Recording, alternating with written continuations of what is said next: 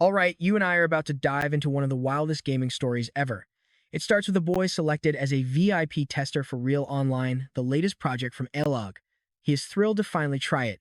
Several futuristic capsules line the room, and suddenly, a girl appears, ready to test the game too. Without waiting around, our boy climbs into his capsule, quickly slipping into a deep, heavy trance. The girl follows suit.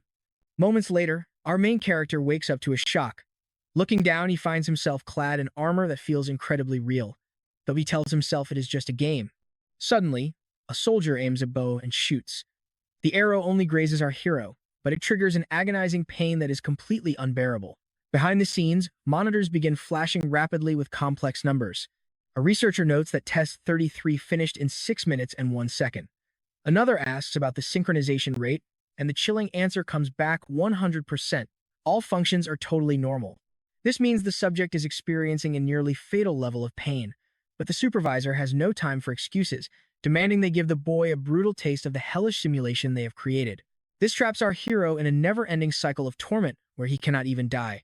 Cut to the real world, winter break has just started, and students are cheering happily as they leave school. Meanwhile, our protagonist, Lee, watches them, wondering what all the hype is about. He knows that instead of school, a grueling cram academy awaits him tomorrow. Talk about a depressing vacation. To make matters worse, with college entrance exams coming up, the study prep will only get tougher. He sighs, thinking his life is already incredibly boring, when suddenly, his phone rings. It is a delivery courier asking if he is home. Lee tells him to just leave the package at the door, but the delivery worker insists that this particular delivery must be handed over in person. Wondering what it could be, he heads straight back. Soon, he meets the courier, and his eyes widen when he sees the package. The legendary gaming gear has finally arrived.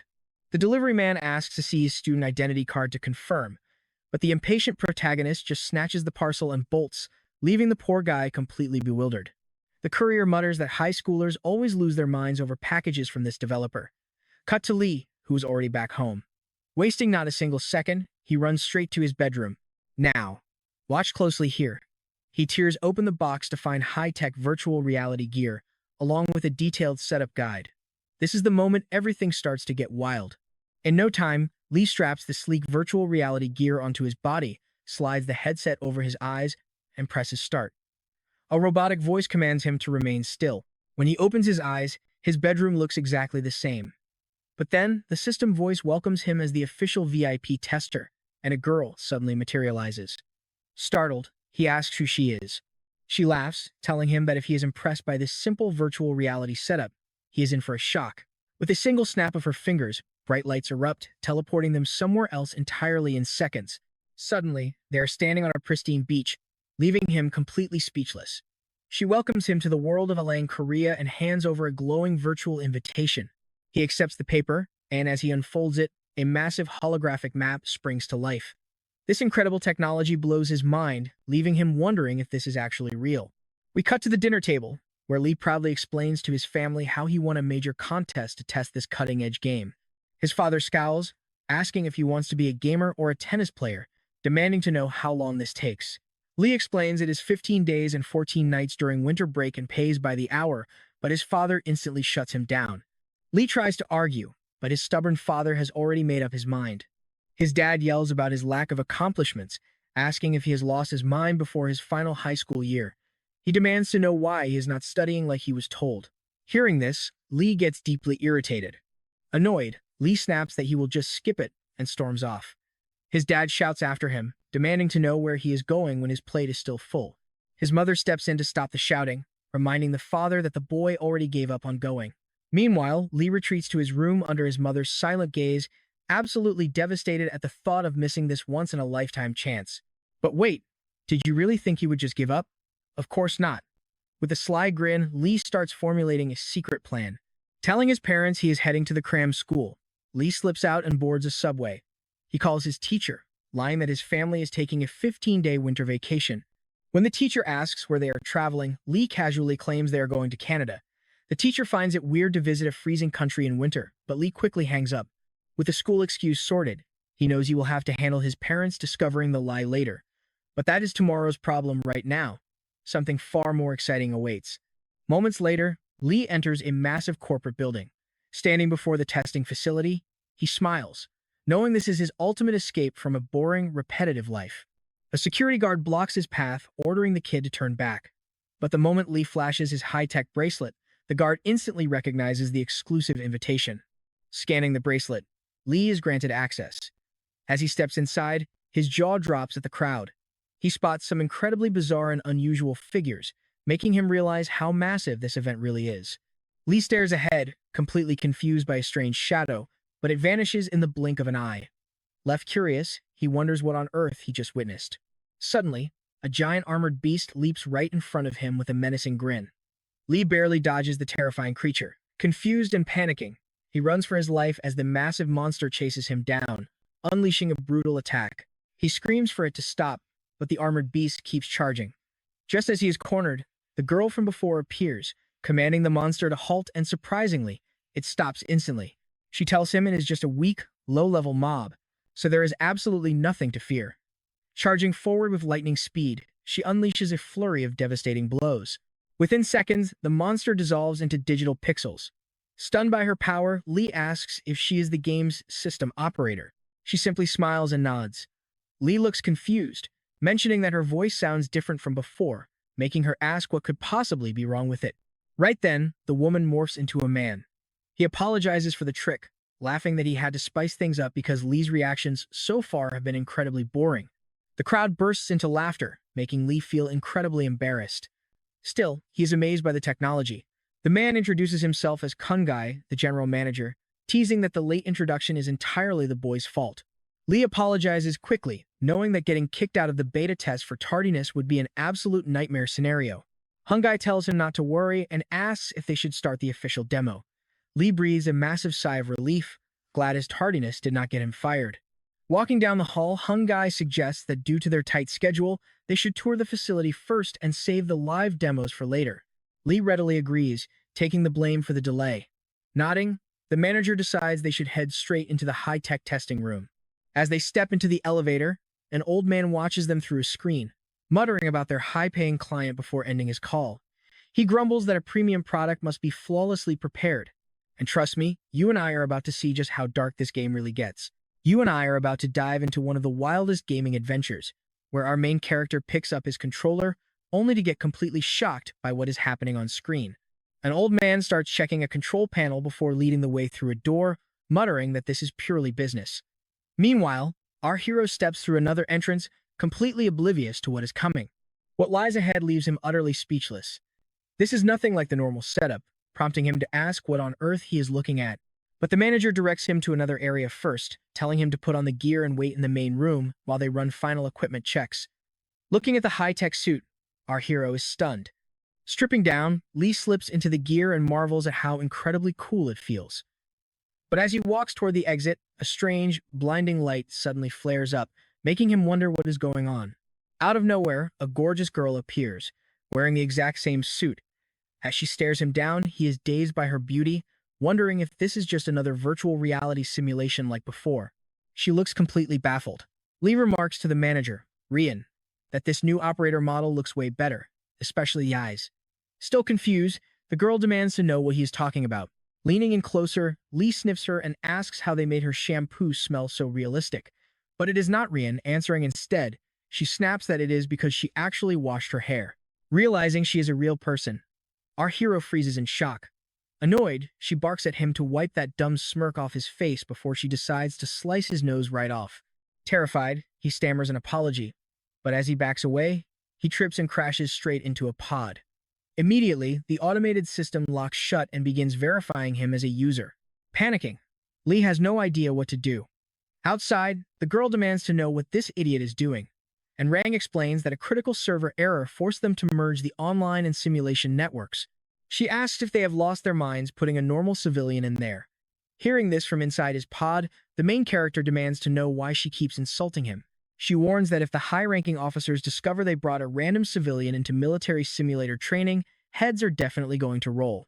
Rian apologizes, explaining that after the previous accident, merging the live server with the simulation was their only option. Confused by their technical jargon, Lee wonders why they are stalling and not starting the game. Looking around for a game manual, he brings up the main system window. but his jaw drops when he realizes there is absolutely no beginner tutorial or basic guide on this screen. Now pay attention here because this is where things get messy.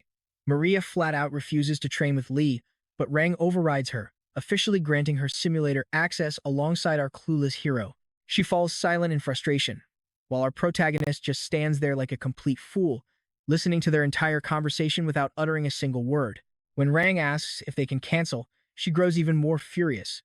Grabbing her helmet, she warns Lee to stay out of her way or she will personally ensure he gets disciplined. Rang quickly thanks her for cooperating. Flicking them off, Maria climbs into the capsule right next to where Lee is waiting. Telling Lee he will have to learn the controls on the fly, Rang warns him to get ready as the server boots up. Scientists initiate the launch sequence, and the capsule doors hiss shut. Sitting in the dark, Lee anxiously waits. Suddenly, a strange heat washes over him. Rang reassures him, explaining that the transfer energy between the program and his body will fade shortly. The technicians report the sync rate has cleared 70%. By the time it hits 80, both our hero and Maria have braced themselves and closed their eyes. The assimilation rate spikes to 100%. Rang triggers the countdown, launching the true simulator as the system begins to teleport both of them into the digital realm. You and I both know how these isekai moments go, but once the teleportation completes, our hero opens his eyes to find himself standing in a freezing, heavy downpour. The rain feels incredibly heavy and vivid, completely indistinguishable from reality. Shivering from the intense cold, Lee remembers he was just lying in a capsule, yet here he is, wearing heavy armor. A long cape flutters on his back. Looking around, he realizes he is in a completely unknown territory, facing what looks like a massive, ancient castle standing right before him. Suddenly, a soldier calls him general, reporting that enemy troops have reached the plains. Completely bewildered, Lee wonders if he was not supposed to be starting with a simple tutorial. Another elderly officer arrives, also calling him general, warning that hesitation will trigger a panic among the troops, begging him to issue battle commands immediately before they lose control. But Lee is utterly lost. Seeing his high-grade armor, he realizes he has been dropped into a high-level commander character. However, looking over the battlements, he notices there are no plains, only a vast, dark, cold sea. The officer grimly responds that even God wishes that were actual seawater. Lee gasps, realization hitting him as he asks if that is not water out there. Squinting into the dark storm, he finally sees what is actually out there. It is not water at all, but an endless, terrifying ocean of enemy soldiers clad in pitch-black armor. Armed to the teeth with deadly siege weapons, the sheer scale of this hostile army makes absolutely no sense to Lee. Seeing his hesitation, Galenberg snaps, pleading with the general to pull himself together and lead them. Sweating bullets, Lee mutters that he is already dying of pure anxiety, wondering why this old man is screaming like a broken game character. Lee desperately searches the air for a console menu or system screen. But there is nothing, and a scout reports the enemy has breached the front line. Galenberg screams his name once again. Lacking any game manual, Lee frantically racks his brain for any clue on how to survive this. The veteran officer falls silent. Realizing he cannot just stand there and watch his men die, Lee summons his courage. He orders them to lock ranks, commands the archers to draw, and vows that they will fight to their absolute last breath. With a roaring war cry, his archers release a massive volley, sending a dark cloud of arrows raining down on the approaching Black Knights. Several targets drop, but it is not enough. The enemy archers immediately retaliate, unleashing their own lethal barrage right back at the castle defenders on the towers. Shocked by the sheer volume of incoming projectiles, Galenberg screams for the shield wall. While they manage to block some, many soldiers are struck down, and the relentless Black Army continues its march toward the gates. Carrying massive siege ladders, the enemy soldiers prepare to scale the fortress walls, slamming them against the stone to begin their deadly ascent. However, defenders rain massive boulders down on the climbers. A heavy rock smashes directly into a knight, sending him plunging down, taking out several of his comrades on the way. The commander bellows to hold the line and push back the ladders. Debris rains down constantly to shatter their gear, yet the Black Knights ruthlessly continue clawing their way up. Suddenly, an enemy soldier breaches the battlements, instantly cutting down a defender. Witnessing this raw, brutal violence up close, Lee begins to seriously doubt if this is just some virtual game. Looking at his own hands, he realizes that even if this is artificial, it feels terrifyingly real. Just then, an enemy archer locks eyes with him, drawing a sharp arrow back. The arrow flies, grazing Lee's arm as he tries to dodge. Staring at his bleeding wound, he panics. And trust me, you and I would be asking the exact same question. If this is a game, why does it hurt so much? You and I are diving into a dark world where pain is too real. Irritated, the old advisor orders everyone to protect the general right now. Soldiers immediately form a shield wall to guard our hero. But suddenly, a massive wave of arrows rains down on Lee, leaving him absolutely terrified. Luckily, his men manage to block the deadly volley. Still, Lee is totally overwhelmed, wondering what kind of nightmare he got dropped into. He tries opening his interface to log out, but there is no control window anywhere. This has to be a game bug, right? Realizing he is actually trapped inside this hell, a female officer suddenly appears. She demands to know what Lee is doing, reporting that the archers stopped firing and orders everyone back in line. As the troops quickly fall back into formation, Lee is left on the dirt, completely paralyzed. An old commander barks at him, demanding why he is slacking off instead of leading. But Lee has absolutely no idea what is happening. Desperate, he tries screaming for the escape key, begging the system to let him out because he refuses to spend another second in this crazy game. Hearing this, Galenberg looks utterly baffled and asks what nonsense the general is spouting. Meanwhile, up on a ridge, one of the enemy Black Knights mutters about how boring this fight is.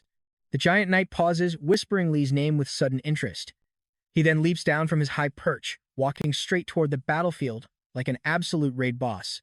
With a single swing of his massive axe, he vaporizes dozens of men at once, continuing his relentless slaughter. The old advisor watches in absolute horror as their entire defensive line is completely torn to shreds by this monster. The beast does not even care that he is cutting down his own allies in the process. Coldly ignoring the friendly fire, he continues his march, raising his weapon for another devastating strike. Lee stares at the terrifying silhouette, convinced he recognizes this nightmare. Suddenly, it clicks. This is the exact same soldier who hunted him down before.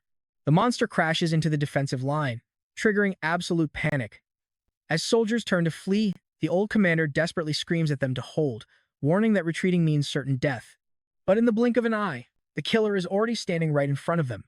The commander freezes in shock, but it is too late as the attack lands. He mocks them, asking if they honestly believe preparation could save them. With a brutal swipe, multiple troops are wiped out, and Galenberg is sent flying right along with them. Now pay attention to this absolute disaster. As his allies get wiped out, only our hero is left standing. The giant killer mocks him, asking if he is just going to hide behind those dead bodies. He insults Lee, claiming his father was even weaker. He remembers how fiercely the man fought, but in the end, he was crushed just like the rest. Drawing his sword, the giant steps toward Lee, complaining about how pathetic this is. Lee is absolutely terrified, trembling on the ground as he wonders if this is truly the end and if he is about to die. Maybe dying is the only way to finally escape this twisted game, he thinks. But then, the enemy stops and asks why he won't grab his sword, leaving Lee totally confused. Realizing he is still alive, Lee looks over and spots a long sword lying on the ground. The warrior scoffs, saying it is disgraceful to slaughter an unarmed child, and demands Lee die fighting like a true heir of his father's bloodline. Staring in silence, Lee wonders who this absolute psycho is. Gritting his teeth, the terrified boy reaches out and tightly grips the sword. Angered, Lee demands to know what this monster even knows about his father. Deciding that if this is the final boss, he just needs to defeat him, Lee raises his blade.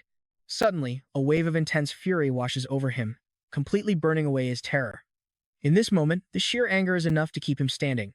Even though the beast before him just slaughtered his entire army in seconds, Lee calls him a monster. The giant simply grins, saying that angry expression is exactly what he wanted to see, making this execution much more fun. As the monster approaches, he promises to give Lee the honorable duel he wants. Our hero prepares for a desperate clash, but unexpectedly, the heavy sword slips right out of his hands. He completely misses his strike. To make matters worse, the blade is incredibly heavy, and the momentum causes Lee to accidentally cut himself.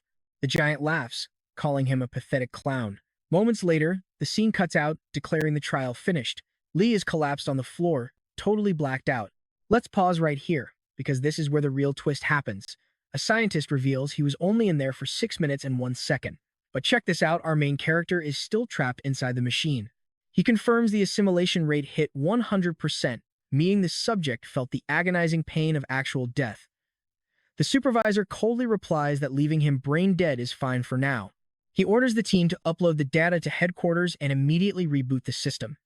He warns them not to slack off, wanting the other test subjects to experience this brutal simulator of pure hell. Suddenly, Lee wakes up at home. His mother is cooking his favorite soybean stew, asking if he is really planning to head to school without eating breakfast first. His dad scolds him, asking if he stayed up gaming all night again. Looking around the cozy room, Lee is absolutely thrilled, thinking he finally made it back to reality. Everything is exactly how he remembers, right down to his favorite dining chair. Even the familiar aroma of his mom cooking fills the room, making him incredibly emotional. Tasting the delicious soup, he is convinced he is finally back to his normal everyday life. But right then, a heavy droplet splashes into his bowl. Water begins dripping inside the living room. His parents look up in confusion, thinking there is a leak upstairs. Lee freezes in disbelief as, suddenly, the entire ceiling completely vanishes into thin air. Desperate, Lee screams that this cannot be happening, praying it is just a cruel dream. But the cozy house dissolves, and he is back in heavy armor on the muddy battlefield. He has been dragged right back into hell. Dropping to his knees, he breaks down in tears, screaming that he cannot take this nightmare anymore. Right then, another volley of arrows arcs through the sky. A soldier screams a warning as Lee looks up at the sky filled with incoming death. Suddenly, a brave warrior lunges forward to shield him, dodging the deadly rain, but a stray arrow strikes their helmet, knocking it clean off. Lee gasps in absolute shock. Underneath the helmet, his savior is actually a young girl, who now stands tall to protect him. Confused, he wonders where she came from, noticing she looks about his age. She silently stares at him, but Lee forces himself to snap out of it. He cannot afford distractions with a literal monster on the loose. That deadly raid boss is going to return, and he needs to act fast. Lee runs to the commander, desperately begging him to call off this match and stop the simulation. The commander snaps at him to shut up and lead, warning that his panic is terrifying the troops. He reminds Lee that he is the son of the legendary hero who can slay Black Wayne. As the desperate soldiers raise their swords, Lee screams at them to stop this insanity. He yells that he is just a normal high school kid and cannot fight a monster like that alone. He declares he is not their general and just wants to leave this garbage game.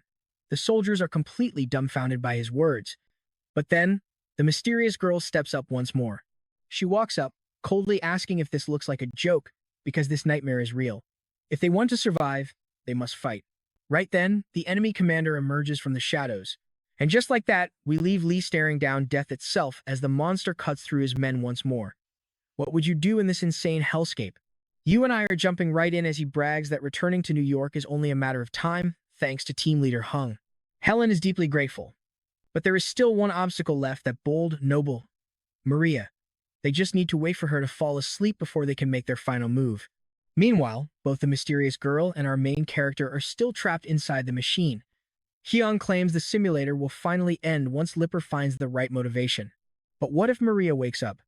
Can they run both simulations simultaneously? Hyung admits it is possible if the system glitches, but they cannot let that tiny risk ruin their perfect ending. The old man scoffs at this so-called risk. To him, it is as laughable as some high school kid thinking they have a shot at defeating the legendary Black Yoon. Hung nods in agreement. But suddenly, our main character calls out directly to his monitors. He knows Hyung is watching his every single move.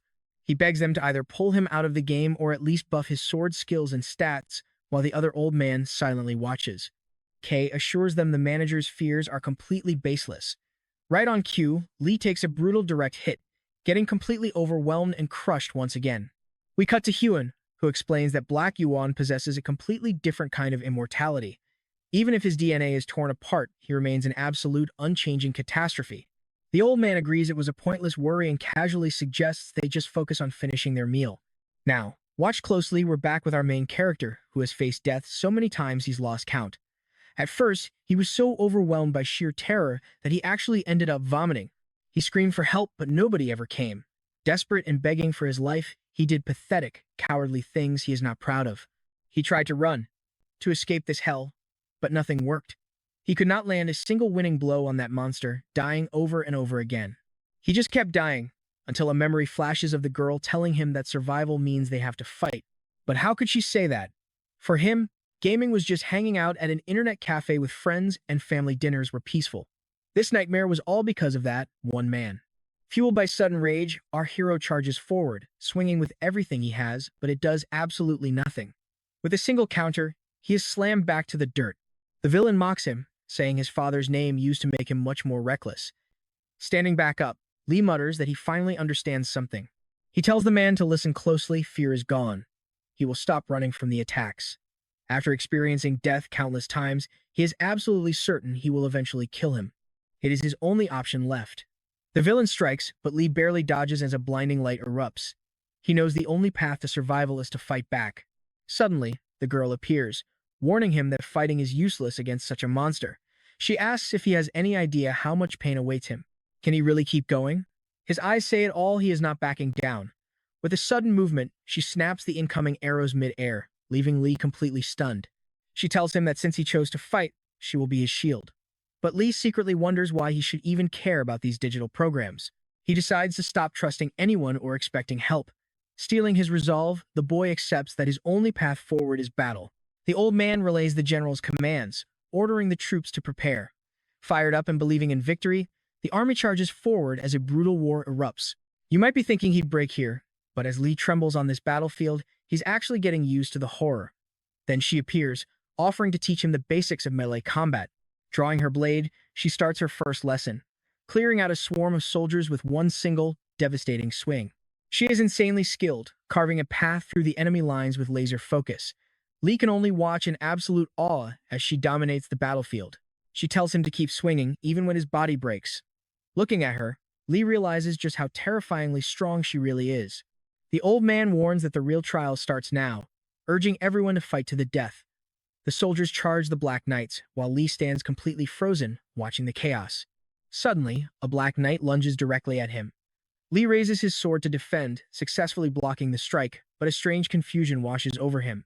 Why is he freezing up in a life-or-death situation? The girl suddenly appears, warning him that hesitation with a blade means instant death.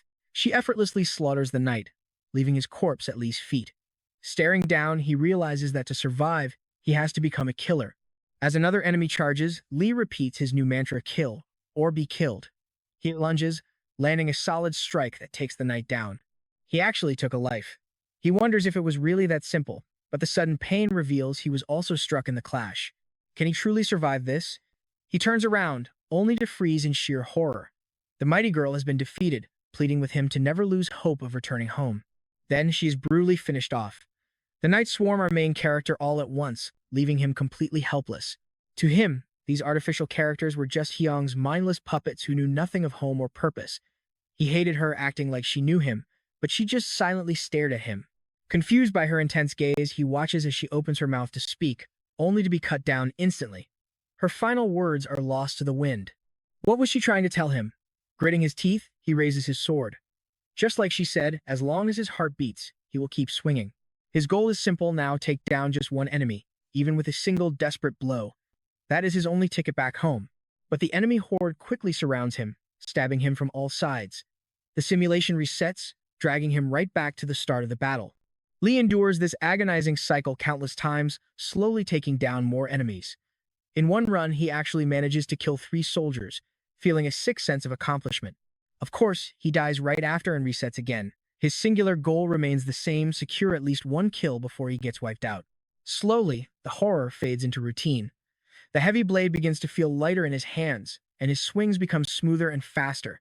And as defeating enemies becomes second nature, time flies. Trust me, you and I are going to see what he turns into next. Alright, you and I are about to watch a guy trapped in a brutal death loop. Every time he dies, his strength and stamina actually stack up, carrying over to the next round. Sure, getting stronger was great, but he couldn't feel even a shred of joy. Suddenly, a voice called out his name, Lee. He spun around and recognized that same mysterious girl from before. She tried to tell him something, but before she could speak, a volley of arrows pierced straight through her. Lee could only watch, knowing this horrific ending had already played out dozens of times. After all, she was just a fake illusion created by this cursed simulator. So why did her brutal death bother him so much? A long time passed after that, and the system had already restarted 65 times. Corpses piled high across the bloody battlefield, and our hero kept slaying enemy after enemy, coldly counting every single life he took with his blade. Back then, he used to think he was just incredibly lucky to survive using his basic swordsmanship. But suddenly, an absolute mountain of black armored soldiers began marching directly toward him. Lee reacted instantly, pulling his heavy cloak over his body. Miraculously, the fabric absorbed the entire impact, shielding him from the deadly downpour of incoming arrows. Our hero smirked. Step by step, he was getting stronger. Now here's where it gets interesting. Watch how he charges straight back into the fray. An enemy knight lunged with a strike, but Lee slipped past easily. He countered with a spear, pinning him down, but a deadly mech loomed right behind him, preparing to crush our hero. Predicting the move, Lee spun and sliced through the metal foe with his sword. Suddenly, a mage ambushed him from the sky, but our boy easily cut him down too. Exhaustion was finally taking its toll. Dragging his heavy feet, Lee approached a wounded soldier writhing on the dirt, raising his blade to deliver the final mercy blow. He was undeniably growing stronger with each run, but something felt incredibly off. Despite the absolute madness of this chaotic bloodbath, he was still breathing. Confused, he scanned the quiet battlefield. How on earth did he end up as the last man standing? Where did that loudmouth old veteran go? The silence left behind was deafening. And what about that obnoxious red-haired knight? Not a single ally remained. Had they all been slaughtered, or did they tuck their tails and run? Honestly, it didn't matter. This struggle was about finding a way back home, a solitary battle he had to fight alone. Suddenly, a fresh squad of enemy soldiers marched toward him. Lee tensed up. One of the enemy soldiers smirked, tossing a heavy object onto the dirt right in front of him like a sick, twisted present. As Lee stared down in utter shock, the enemy soldiers burst into mocking laughter. Horrified, he realized the bloody figure lying on the ground was that same girl. He could have sworn he was completely alone in this trial. He had no idea she was trapped here this whole time. What was she even thinking? Before he could process it, the soldiers swarmed him, ending his run instantly. Fast forward to the 97th restart. Lee stood before the girl, unable to hold back his question anymore. Why on earth was she smiling? She didn't understand his words. Instead, she quietly pulled a massive spear right out of her own stomach. Let's pause for a second. The sheer pain she was enduring just went completely off the charts. Lee muttered that in every single loop, right before her life was violently snuffed out, she would always flash that same tragic smile. He demanded to know why she kept protecting him instead of saving her own skin. Did she really think sticking by his side would make him treat her any differently? His harsh words caught her completely off guard.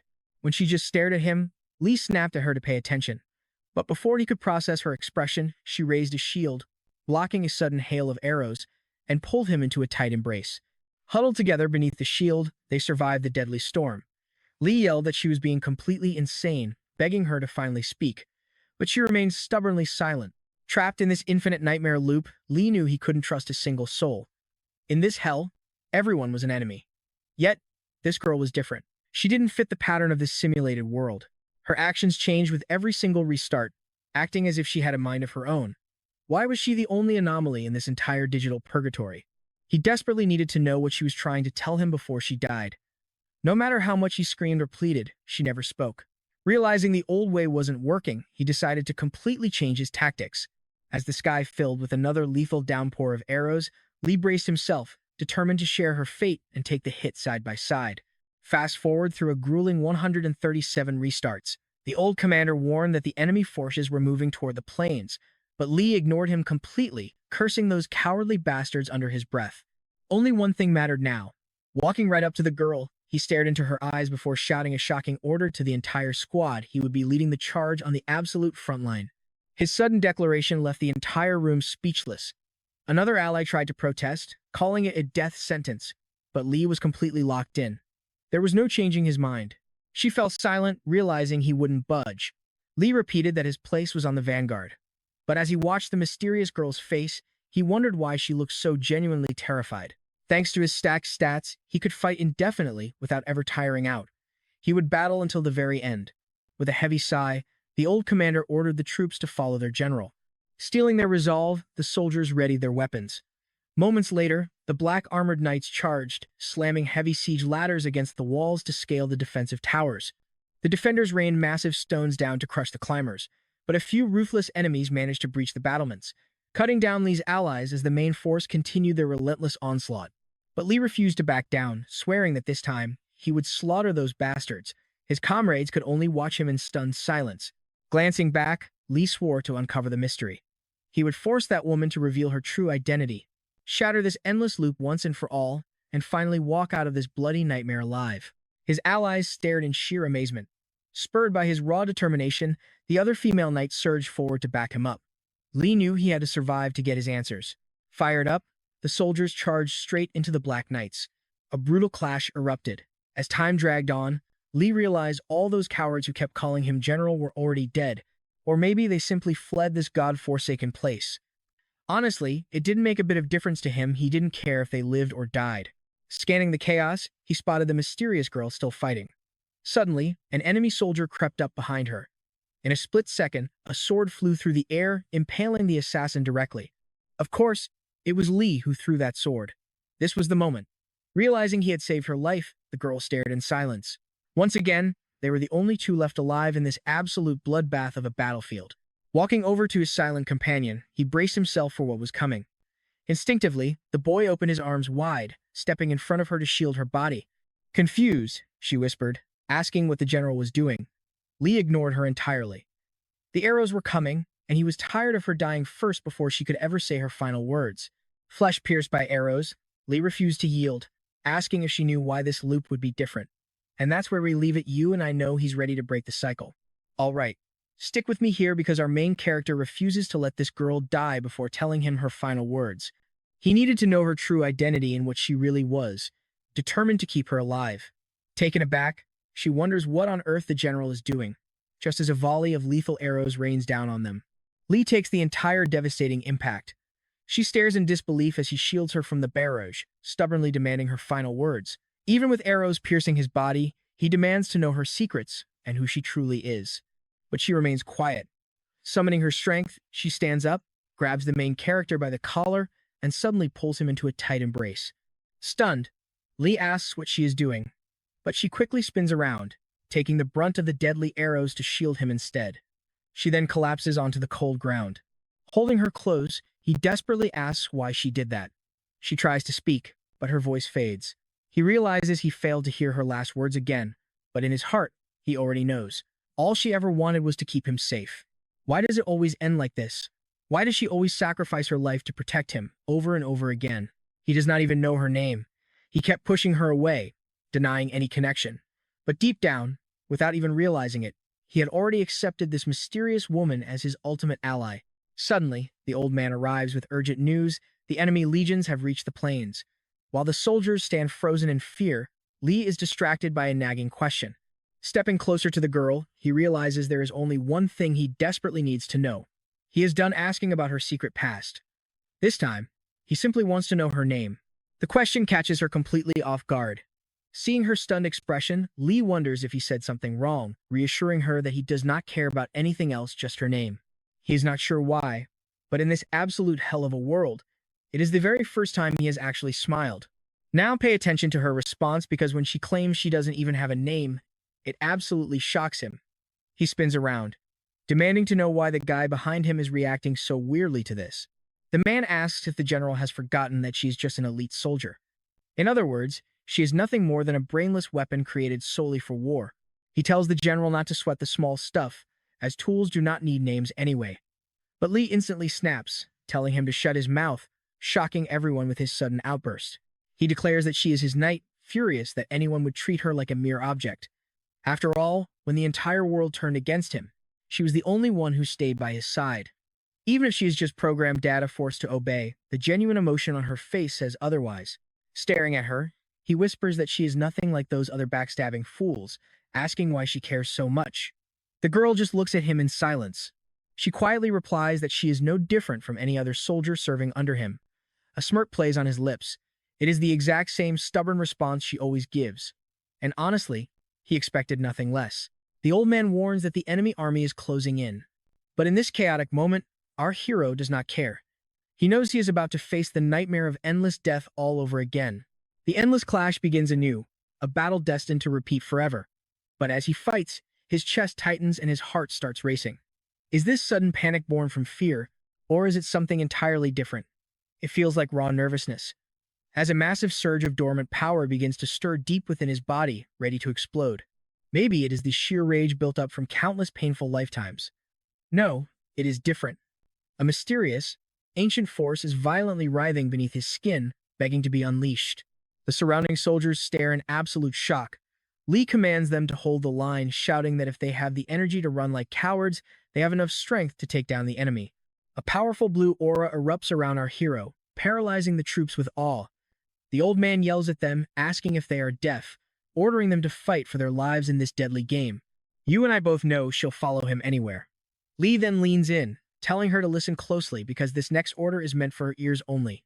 Dropping to her knees immediately, she listens as Lee commands her never to dare die before he does. She looks up, completely stunned by his words. He warns her that if she breaks this rule, he will end her himself. Turning his back, he steps toward the battlefield, praying she survives. Without a second thought, the girl stands and tightly grips her sword. Pushing through the ranks, he orders the army to clear a path as he takes the lead. A sudden surge of confidence washes over him. It does not matter if he faces 1,000,000 or 10,000,000 foes.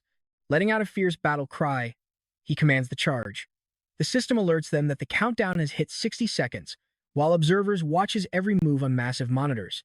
The clash begins and our hero leaps straight into the fray. The supervisor watching the feed gasps in shock, yawning as he murmurs that he almost forgot about this one. He keeps his eyes glued to the screens while scientists murmur nearby. Another researcher steps up, asking if the simulation is still running. The tech replies that even the toughest subject should have suffered a complete mental collapse by now. But looking closely at the feed, his jaw drops, and he frantically calls the team leader over to witness this madness. The scene cuts to the armored soldiers who are frozen in utter disbelief. Right in the thick of the brutal battlefield, our hero is still standing, fiercely fighting on. Glaring at the oncoming horde, he cuts down every enemy that dares to step forward. Back in the control room, the commander stares at the screen, unable to process what is happening. He watches Lee standing amidst the chaos with a terrifying new fire in his eyes, wondering what kind of monster he is looking at. All the while, the young general keeps slaughtering waves of enemies. The lead scientist glares at the girl, demanding to know who authorized this night data. He cannot believe his eyes, knowing this unprogrammed anomaly should not exist inside their highly secure system. He realizes she is a complete system bug. To force a mental breakdown, they designed each loop to let the subject vividly feel the agonizing pain of every single death. Surviving this digital hell carried extreme psychological risks, yet their product was flawless. But a terrifying question arises: what if someone actually managed to conquer this endless loop of suffering and death? If a subject manages to endure and overcome all those deaths, they might actually unlock an unimaginably godlike level of power. That level of sheer resilience should be impossible for an ordinary high school kid. We then see our main character, still locked tight inside the glowing VR capsule. The scientist watches him closely. Back in the digital simulation, Lee is surrounded. Suddenly, a blade pierces an enemy sneaking up behind him, revealing his loyal knight has his back once again. Observing the screen, the lead scientist realizes this unexpected glitch is giving the boy the mental strength to survive. He orders the team to separate them and completely wipe her character data. The technicians quickly execute the command, but are suddenly stopped dead in their tracks by a shocking error. And that's where we leave things. As glitches flood the screen, our hero looks around, realizing he can see the entire battlefield. Trust me, you won't want to miss what comes next. Alright, you and I are jumping right into a crazy fight where everything suddenly slows down. An archer aims from afar, unleashing an arrow directly at our hero. In that split second, clarity hits him like a lightning bolt. He understands it all now, easily dodging the deadly projectile. He realizes something incredible just by hearing her breath. He knows the nameless knight is right behind him, absolutely loyal and following his every command to the letter. Our main character just smirks, gearing up for the next round.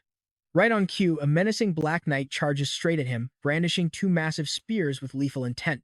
But Lee counters with ease, shattering the weapons instantly. His allies' jaws drop as they watch the boy literally catch those twin spears barehanded, completely locking the Black Knight in place. The warrior collapses to the dirt, completely stunned by this terrifying display of power. With a cold gaze, Lee swiftly executes him, knowing things are about to get even crazier. Leaping high into the air, he steel hardens his resolve. He will survive this war zone and go home. He unleashes a devastating sweep, striking a whole group at once. Another enemy knight barely blinks before Lee appears right in his face, cutting him down and tearing through the horde. Nearby, the other general is matching his pace, executing the orders Lee gave earlier. Moving in perfect harmony, they slaughter wave after wave, completely flipping the script on who actually holds the advantage here. Time blurs as his blade keeps tasting blood.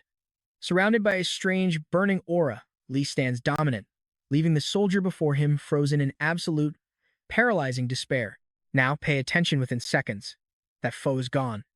Looking around, Lee realizes they might be the only ones left, noticing his exhausted companion. Standing amidst the carnage, he wonders how many lives he has taken. Dozens? Hundreds? Suddenly, the view cuts back to scientists frantically typing on their computer screens. The mysterious old man watches over them.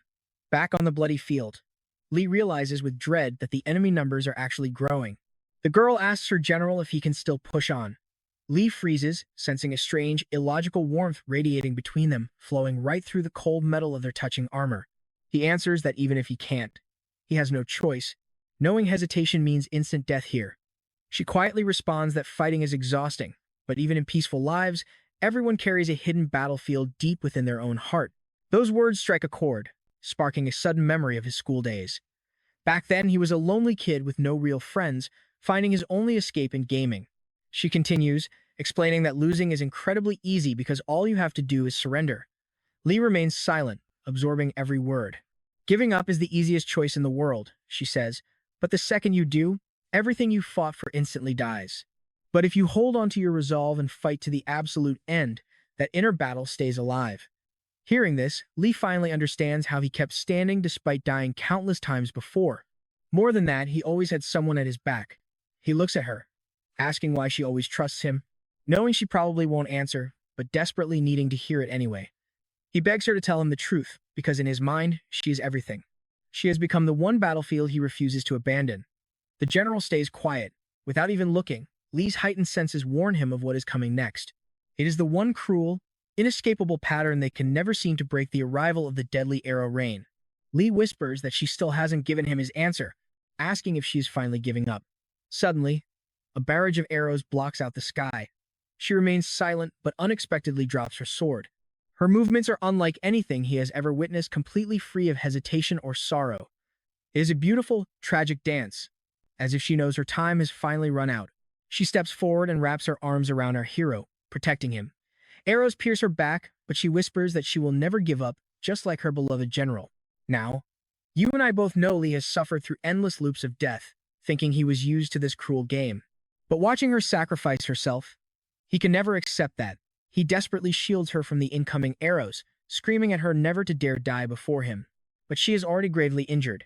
Even so, our hero refuses to yield, braving the lethal storm of projectiles. He keeps guarding her, refusing to let her go for even a single split second. With her fading breath, she begs him never to give up on his own life before slipping away. In the observation room, the old man watches, wearing a sickening smile. Back in the chaos, Lee begs her to stay with him.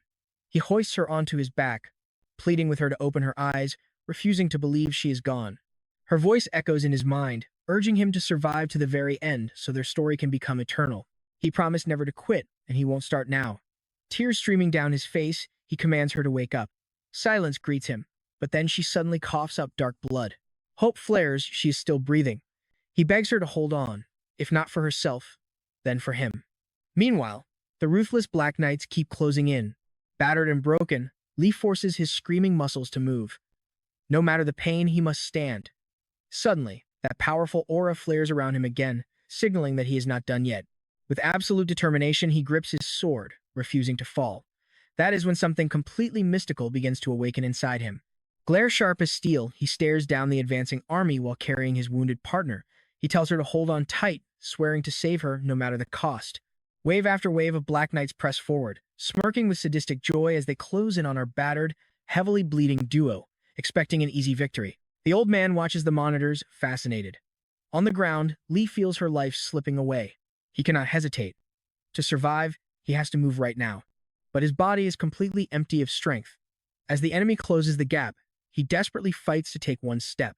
Every fiber of his being screams in agony, his muscles failing him. Yet, through that blinding pain, a massive, indescribable surge of power begins to swell inside his soul. He rises. With a savage roar, he swings his blade, wiping out entire squads in single strokes, tearing across the bloody battlefield like a wild beast. And that is where we leave it as the old man stares in shock at the impossible readings. What do you and I think is coming next? All right, you and I are jumping right into the action as the system goes completely haywire. Our main character is breaking all limits, wiping out armies with every single step, all while carrying a dying general on his back. Those dark mages are absolutely terrified of our guy, even though he is still heavily wounded. Out of nowhere, the weak general whispers a final request. She begs him for a name before it is too late.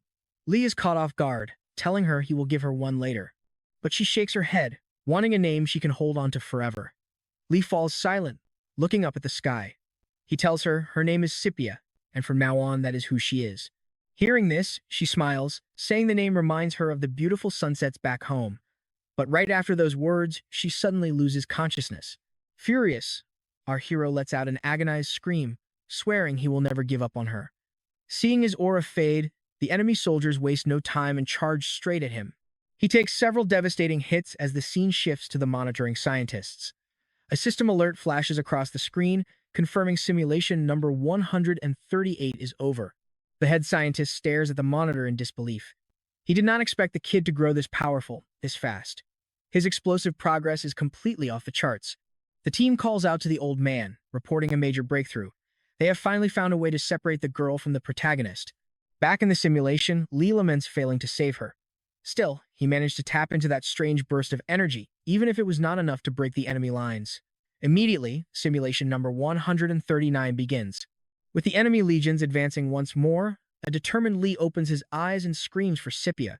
The surrounding soldiers are completely baffled, having no idea who he is talking about. Pay close attention here.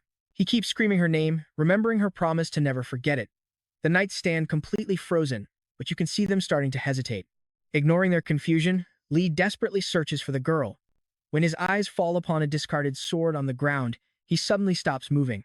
But he refuses to give up, his desperate search only making his men more uneasy. Finally, another soldier steps up and asks who exactly he is looking for. To this man, calling Lee a general is an absolute joke. He is just an empty shell riding the coattails of a legend, a cowardly piece of trash who always runs away from a fight. At least, that was the Lee he used to know. Right now, he cannot make sense of the boy standing before him, who is suddenly radiating the raw authority of a true leader. Lee demands to know where Scipia is. When the commander scoffs, saying only God would know, our hero snaps. He grabs him by the collar, leaving the entire squad completely paralyzed with shock. The soldiers draw their weapons, pointing them straight at Lee. Unfazed, he tells them he knows they would rather follow that old man than him. He knows they all view him as a pathetic, cowardly mutt. But he is not taking that anymore. He keeps a tight grip on the struggling commander. The red-haired knight is stunned. Lee is easily wearing over 100 kilograms of heavy armor, yet he just lifted the commander like he was nothing. To make matters wilder, that old man is a high-ranking knight captain who can manipulate Terra. Lee cold shoulders them all, stating their opinions of him do not matter anymore. There is only one thing he wants. He demands to know where is Scipia. The red-haired knight thinks Lee has totally lost his mind. Pointing his sword, he orders him to release the captain first, claiming he has absolutely no clue who this girl is. I know what you were thinking, but Lee just grins. That knight is totally terrified, feeling an insanely heavy dose of bloodlust. Lee drops the captain and lunges at the red-haired knight like a predator. Grabbing him by the throat, he whispers that he is the one who needs to start answering. The captain cannot believe how fast Lee is moving. Before he can even react, Lee delivers a brutal kick right to his face, sending him flying backward. The entire squad goes dead silent as their commander crashes hard onto the dirt. Lee snaps that the Scipia he is looking for is no ordinary civilian. She is someone trash like them could never compare to. She was his only true companion on this endless battlefield, the rightful owner of that long sword. The old man glares at the weapon, asking if he means test subject number 232. Lee stays silent, a cold blue aura flaring up in his eye. Staring at the looming shadow, the captain wonders if this monster is really the descendant of the coward he used to know. This terrifying presence is unlike anything else. This power feels exactly like the supreme commander of the Empire. Lee reaches out, declaring her name is Scipia, not a mere number. When he demands her location, the trembling man reveals she is in the infirmary. Lee is shocked. Demanding why she is there, he orders the old man to lead the way immediately. And just like that, the scene fades. Our hero approaches the heavy door and flings it open, calling out for her. But looking inside, he finds only injured soldiers. There is absolutely no sign of Scipia anywhere. Then he spots a woman lying silent in a bed nearby. Gasping in shock, he rushes over to her side without wasting a single second, staring down at her. She lies there completely unresponsive. Confused, Lee tries to make sense of this, while a nearby nurse asks what the general is doing with her. The nurse apologizes, admitting they cannot find the cause. She reveals the girl has been stuck in this comatose state for 10 whole days now. Lee is completely stunned. They were literally fighting side by side just a moment ago, yet she has been asleep for 10 days. He forces a bitter smile, realizing this must be another sick simulation trick. He gently whispers that she will wake up eventually. But the nurse sighs, saying a recovery is highly unlikely, politely asking him to keep his voice down in the ward. Lee falls into a heavy silence, wondering if she will ever open her eyes again. The medical staff and the soldiers waiting outside look on in sheer confusion.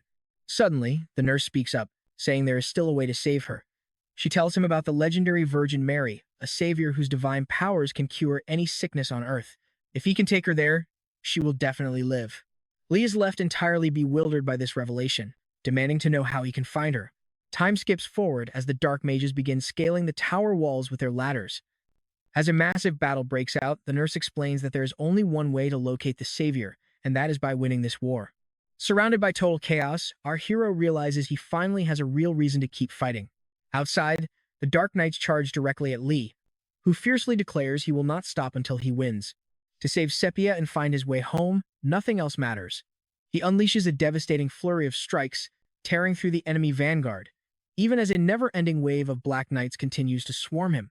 He is ready to crush them all, treating this war like a warm-up. Trust me, you and I are going to want to see what happens next as the castle literally explodes, sending soldiers flying. All right, you and I are about to dive into an absolute bloodbath, because even though Lee caused this chaos, a massive wave of Black Knights is still charging straight for him. Gripping his sword, our main character charges right back into the fray. His cowardly allies see the absolute madness and start fleeing in pure terror. But our main character, he stays grounded, fighting like a beast. Glancing sideways, he is shocked to see the old man running away too. And guess who is right beside him? The red-haired guy. Standing amidst a sea of enemies, our hero just glares at them with pure, unadulterated disgust. Suddenly, a shadow soldier blindsides him, landing a heavy hit. As our hero crashes to the ground, one bitter thought fills his mind: he was betrayed. And with that, the simulator finally shuts down. Lee silently reflects on the dark thoughts that haunted him during this hellish, endless loop. When will this nightmare finally come to an end? In this newly restarted loop, he is completely without that girl. Is he doomed to die uselessly again? It seems he is destined to lose and perish countless more times. Nothing remains in this desolate ruin. Without Sepia, he is entirely on his own. There is absolutely no way he can rely on those cowards for any help. But he still needs to know why they always run away in a hopeless battle. Soon, simulation number 140 begins, and the same old man yells that the enemy legions are advancing. Our hero looks up, asking if reinforcements are here. The old man is totally lost, asking what he means, but Lee just wonders why the old guy is so shocked. He was just asking about the backup forces. The red-haired warrior stares at our main character in utter disbelief, while the old man remains clueless about any reinforcements. Lee expected this, realization washing over him. It turns out there is a massive hidden army available that even he, the commander, was never told about. Now, watch closely here. Our hero smirks, demanding to know why they hid this from him. Realization hitting that this was the old man's plan from the start. The redhead demands to know what he means. Lee explains that they used the archers solely to buy time, trying to push him to his absolute limits while waiting for something else. The harsh truth? They just wanted a sacrificial lamb to die while they waited for backup. All they ever needed was a clueless clown wearing a general's uniform. Back in the present, Lee declares there is no excusing their betrayal. From day one, he was surrounded by cowards eager to offer their necks to that giant monster they faced earlier. The old man stammers, frantically trying to construct a lie. Glaring past him, Lee coldly asks if his name is Galenberg, and if the red-haired guy is named Joseph. Hearing his name, Joseph flinches. Lee sneers, telling them both to drop the righteous act and stop being hypocrites, instantly making Joseph boil with pure rage. They claim it was an unavoidable choice, that they had no other option. Lee just chuckles darkly, noting that people always use that exact excuse to justify their spineless betrayals. Well, except for one person who knew better. Lee admits that if he were in their shoes, he might have done the same thing. Honestly, it was a solid plan. But since they all know he is the only one who can actually win this war, they are officially abandoning the cowardly strategy of waiting for backup. The soldiers gasp, and Joseph angrily asks how he dares speak such utter nonsense. Galenberg draws his blade, demanding to know if he thinks this life-or-death battle is a joke. These guys are the type to run before the first sword is even drawn, yet they talk big. But for Lee, not even death can release him from this endless, agonizing war loop. Memories of his countless brutal deaths flash in his mind. Even if his body is torn to shreds this time, he will never stop moving forward. Refusing to repeat himself, he commands all the knights to assemble at the castle gates. Stunned silence fills the room before the scene shifts to the massive gates. Now, I know what you were thinking. Is this suicide? Well, let us see. While the Black Knights wait outside, the soldiers prep their horses as Gallenberg checks the cavalry. The stable master nods, confirming everything is set. But there is a catch.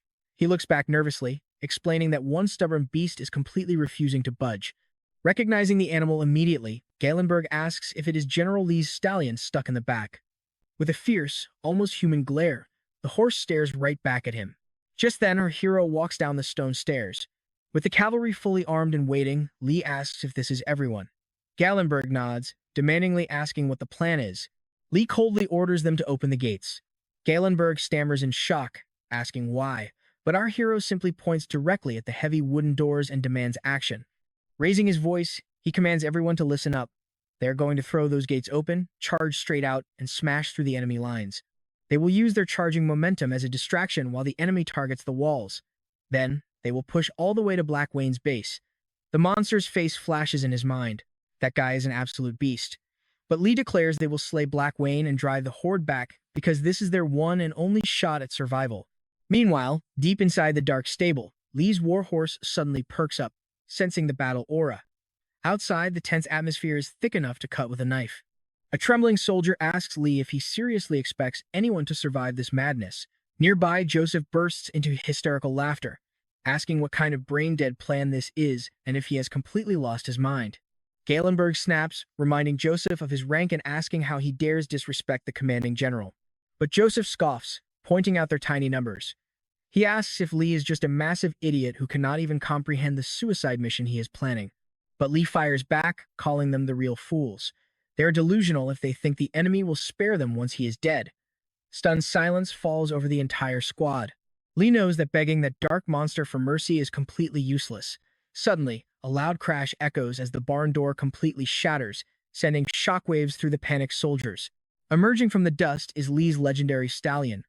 Joseph instantly recognizes it, while our main character stares at his loyal companion. Panicking, Joseph orders the men to capture the wild beast. But as they try, the horse goes wild, stomping the first two fools. Another soldier tries his luck, but gets launched into the air. Suddenly, heavy ropes fly through the air, binding the horse's head. The soldiers desperately pull, trying to restrain the thrashing beast. Watching the chaos, Lee suddenly leaps into the air. Drawing his blade in one smooth motion, he slices through the ropes, leaving his allies completely speechless. A shaken soldier mutters that if they did not stop it, he would have been trampled to death first. Gallenberg warns everyone to stay back, realizing this beast is different. Yet, Lee wonders why his companion is acting so crazy, as if it is trying to tell him something. The stallion locks eyes with him, full of fierce determination. Outside, enemies are scaling the walls, and the horse watches it all. Smiling, Lee finally understands. Trust me, you and I are about to see an epic counterattack. All right, you and I are about to watch this crazy beast charge straight at our main character, Lee. Gallenberg screams that it is too dangerous, but in a flash, the wild stallion bolts right past him. But Lee already has his hands on the rope. He pulls hard, trying to hold the thrashing stallion back as it desperately kicks and stomps the ground. Still, Lee refuses to let go. He laughs, calling it fun, and asking the horse if it wants to go absolutely wild on this bloody battlefield with him. Even in a hell like this, finding a kindred spirit is rare, so he tells the beast to ride with him right into the jaws of death. Together, they are going to slay the lion. The stallion stares directly at him, completely shocked that this human is still holding on tight. Right then, the beast starts looking at our hero with a newfound respect. It sees the shadow of its former master in Lee. Just like that, the wild stallion submits, leaving Joseph and the surrounding soldiers absolutely speechless at what they just witnessed. The legendary Dan horse actually kneels down. Joseph cannot believe his eyes because Lee just tamed an untamable beast. Meanwhile, Rion watches from a distance, completely bewildered by the sudden change. Back on the battlefield, our hero's soldiers are now fully mounted on horseback. This time, there is no way these beasts are going to betray them. Lee leads the charge right at the front. Even though it is his very first time riding, he feels zero fear of falling. It is like the stallion is actively matching its pace to his every move. Our hero smiles, whispering it is just a horse. With his awakened senses, he does not have a single worry. He lets the stallion run completely free, accelerating into a massive burst of speed. They are heading straight for those black riders, scaling the fortress tower. Now pay attention here, because Lee completely leaves his squad behind, charging solo at maximum velocity. Gripping his spear, he decides to go all in. The black riders look over, utterly confused as Lee and his men suddenly materialize out of nowhere, launching a barrage of spears that impales most of their vanguard. Our main character effortlessly tears through them, wiping out dozens of enemy soldiers in mere seconds. A brutal clash erupts. Bodies hit the still seem endless. Watching from a safe distance, their commander prepares for absolute victory. His troops scale the walls, boasting that the castle is about to fall and Lee is finished. But right at that moment, he remembers the Reaper who took his left eye. He has never forgotten that face, and now, the time has finally come to take his revenge on the man's descendant. He recalls the rumors of the son being a pathetic coward, hoping they are true so he can crush him effortlessly. Suddenly, a menacing red aura begins to explode from his body. Back on the field, a spear impales an enemy soldier. It is radiating a brilliant blue aura, meaning our boy has arrived on the scene. The Black Riders freeze in shock. Lee leaps right into the middle of their ranks on horseback, drawing his sword, completely determined to wipe every single one of them out. The riders scream about an ambush, desperate to stop him. But it is useless. With one massive swing of his blade, Lee cleaves through multiple enemies at once. He pulls off this insane strike midair. As they land, his horse crushes one soldier under its hooves and violently headbutts another. The enemy realizes he is fighting alone, shouting for everyone to swarm him. The riders charge from all sides to overwhelm our hero. But Lee does not flinch. He pulls the reins, and his horse instantly reads his mind, gearing up to counter. Lee grabs his spear, spinning it in a deadly circle to tear through the crowd. You and I both know Black Wayne is watching, muttering for the Reaper's kid not to disappoint him again as Lee's lethal sweep obliterates dozens of soldiers. For Lee, surrounded by an absolute ocean of enemies, this is only the warm-up. His mounted allies watch in awe, realizing the general has carved a massive path right through the enemy. Lee yells at them to keep up if they want to block their path. Lee raises both his sword and spear high, triggering a massive shockwave that blows the enemy away. Black Wayne senses the tremor from afar, wondering what kind of attack could cause that. Just then, a frantic group of scouts rides up, and he demands. They report that their camp is being ambushed. Black Wayne scoffs, demanding to know what idiot would dare raid his stronghold. The scout stammers that the spearhead is none other than Lee himself. Furious, Black Wayne threatens to rip the soldier apart if this is some kind of sick joke. But the soldier swears it is the truth. Black Wayne bursts into a maniacal laugh, mocking whoever called Lee a coward, since no sane man would ever dare to invade his territory. Amused that the kid came to die in person, he decides to prepare a special welcome. He looks out, locking eyes with Lee at the head of his charging army. Lee does not care if he is facing dozens or thousands. If they think they can stop him, they can try, but he is going straight for the commander's throat. An enemy rider blows the war horn, signaling their forces to hold formation. Lee watches, trying to figure out their move. Suddenly, a volley of arrows rains down on him. Lee remains unfazed, advancing slowly. From across the field, Black Wayne locks eyes with him and gestures with his hand, mocking him. With a sinister smirk, the commander welcomes the challenge. Lee keeps his focus locked on him, moving closer and closer, knowing all he needs is the sword in his hand. The enemy soldiers are stunned as Lee easily bypasses their defense lines. Even the scientists monitoring the simulation can't believe what they are seeing. Black Wayne stands completely still. Lee knows he cannot fully control the immense power surging inside him just yet. But one split second is all he needs. Praying for it to work, he channels everything into his blade and unleashes a ferocious flurry of strikes. Black Wayne grins, thrilled that the boy can actually put up a fight. They clash, unleashing an explosion of energy that leaves the surrounding riders watching in utter terror. But wait, Black Wayne is actually struggling. He is completely shocked that this kid managed to block his strike, of all things. The strike of the legendary lion's reincarnation was actually stopped by this punk. Seething with rage, Black Wayne grips his giant axe tightly and unleashes another devastating blow. Lee expected this, but the enemy's raw physical power is absolutely monstrous. He is pushed back, desperately straining every muscle to hold his ground against the crushing weight, and that is where we leave it, with Lee refusing to break, preparing a desperate counterattack. Trust me, you do not want to miss what happens next. Alright, you and I are jumping right into a brutal showdown where our main character, Lee, has to push past his limits, barely blocking a devastating swing from Black Wayne. The impact blasts him right off his horse, but even on his own 2 feet, bruised and battered, our boy refuses to back down. This fight is far from over. Seconds later, Black Wayne charges again, swinging his massive axe. Feeling the sheer pressure, Lee realizes this monster is on a completely different level. With a twisted grin, the killer keeps pressing, aiming to slice him in half. Lee leaps into the air to dodge, narrowly escaping another mid-air strike by a hair. Black Wayne mocks him, asking where all that big energy went. Lee ignores the trash talk, launching himself forward once again. Suddenly, Lee spots a horse charging nearby. With lightning-fast reflexes, he strikes the beast, sending it crashing heavily onto the dirt. But in that split second, the boss completely vanishes. Confused, Lee looks up to the sky, only to see Black Wayne descending from above, ready to unleash another devastating strike. Lee is completely frozen. He really believed he had gotten stronger, but right now, his body refuses to move. The insane power gap makes them feel like different species. Is that lethal slicing attack coming again? Still, Lee refuses to yield, charging straight toward him to deliver a final desperate blow. Their weapons clash in a shower of sparks. Black Wayne sneers, saying it is over. With a loud snap, Lee's blade shatters, leaving him completely defenseless. Falling backward, he wonders if this is where he dies. Is the gap between them really this vast?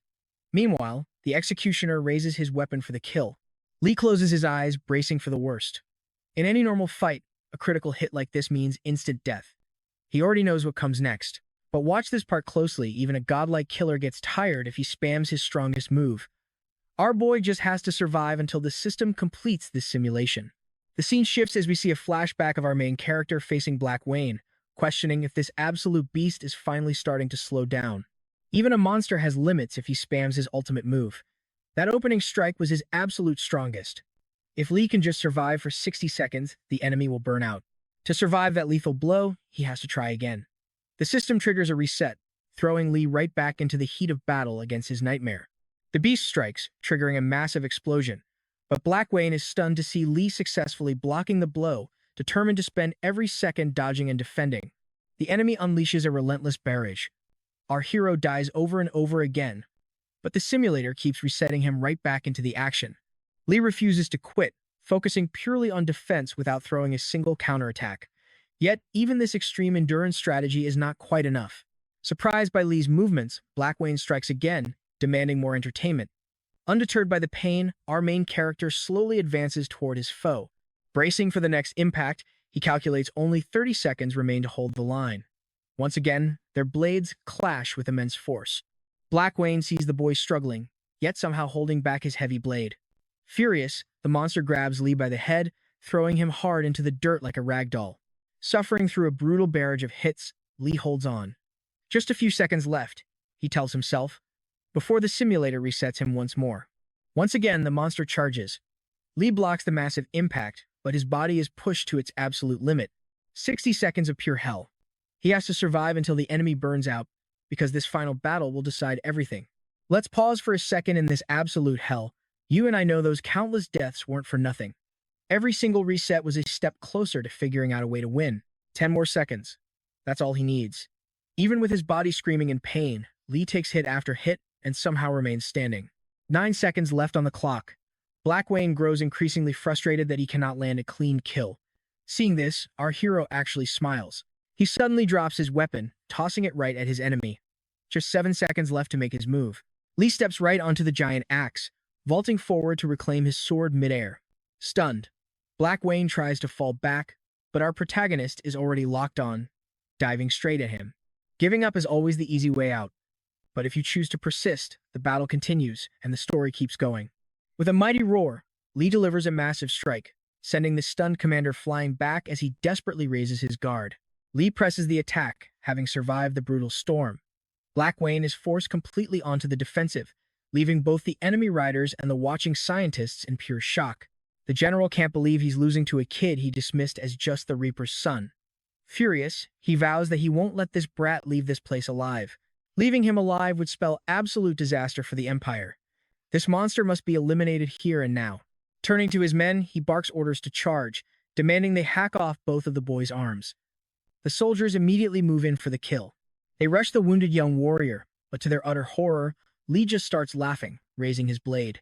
This insane reaction freezes them in their tracks. Lee mocks the great general for crying to his lackeys for help, calling him no different from petty trash. Hearing this, Black Wayne absolutely loses his mind. Lee survived hell just to drag them down. He dares the general to stop running and fight. Suddenly, a massive explosion erupts, sending panic through the enemy ranks. Both fighters freeze in shock as Lee's allies finally burst onto the battlefield, instantly turning the tide and tearing through the enemy soldiers. Ambushed by cavalry, the enemy line shatters. Black Wayne quickly mounts his horse, glaring at our hero, swearing he will never forget this ultimate humiliation. With one final glare at Lee, the commander retreats, his riders fleeing right behind him in shame. After countless deaths and resets, Lee emerges victorious. But his energy is completely spent. Collapsing to the ground, his last thoughts are of saving Sepia. A horse approaches. A female voice gasps, asking if he's still breathing. Barely opening his eyes, our hero can only murmur Sepia's name. And that is where we leave our hero slipping into darkness, desperately hoping that when he next opens his eyes, Sepia will be standing before him. Stick with me, you and I are about to dive into a legendary tale of a girl who left the battlefield, leaving behind tears and a ring with a promise to return. Years dragged on as she waited endlessly, but the promise of the ring remained unfulfilled since she never made it back. Then, the scene shifts to a completely different place. Our hero finally wakes up, hearing a voice calling his name. Lee tries to move his body, only to realize he is tightly bound in chains. Looking around, he realizes he is back in captivity, but this time his own soldiers are guarding him. Suddenly, the blonde girl appears and asks if he is finally awake. The main character asks if he really cannot go back, wondering if this nightmare is still going on, even though he had already survived that brutal hell. As a soldier reaches for a sword, Maria stops him. She explains that these heavy chains belong to the castle itself. Sitting down, she demands that Lee tell her everything he knows. Lee recognizes her as the girl from the news broadcast earlier. Realizing they only ended up here after dying, our hero gets angry and begins straining to break the iron bonds. The girl gasps in shock, knowing those heavy chains are meant to lift the massive castle gates. Instantly, the guards draw their weapons, on high alert. With a massive burst of strength, the protagonist shatters the chains. The knights stand completely frozen in shock before quickly raising their shields to defend themselves. Calling him an absolute monster, the guards try to fight back, but Lee begins tearing the room apart, taking down soldiers left and right before snatching a sword to slash through the rest. Our hero shows absolutely no mercy. The girl watches in silence, whispering, "Is that really Lee?" Seconds later, the protagonist grabs Maria by the throat. He warns her that he is asking the questions now, recalling her face from the test room back during his conversation with Ryan as a flashback plays. Now pay attention here, because Lee demands answers. He tells her to start explaining everything she knows right now, since his patience is completely gone, leaving Maria convinced he has lost his mind. It is no stretch to say his power matches Black Wayne himself. He is easily a third-ranked knight, yet he seems completely clueless about this place. Annoyed that nobody ever listens, our hero grabs Maria by the leg, reminding her that since they entered this world together, dying here would probably reset everything anyway. Maria has absolutely no idea what he is talking about, crying out in confusion. But the protagonist just squeezes her leg harder, making her gasp in agony. Lee coldly says she will be fine since she will just restart anyway, so she should just endure the torture until death. He crushes her leg, sending her screams echoing outside. Hearing those agonizing screams, the guards outside look incredibly confused, slowly peeking through the massive gate. Back inside, Lee threatens to break her other leg, forcing the terrified girl to promise him the entire truth. Smiling coldly, Lee listens as she begs, offering a single condition: he must become her ally and fight by her side. Lee quietly asks if she honestly believes she is in a position to negotiate with him. As she panics, he questions why she's going this far over a mere video game.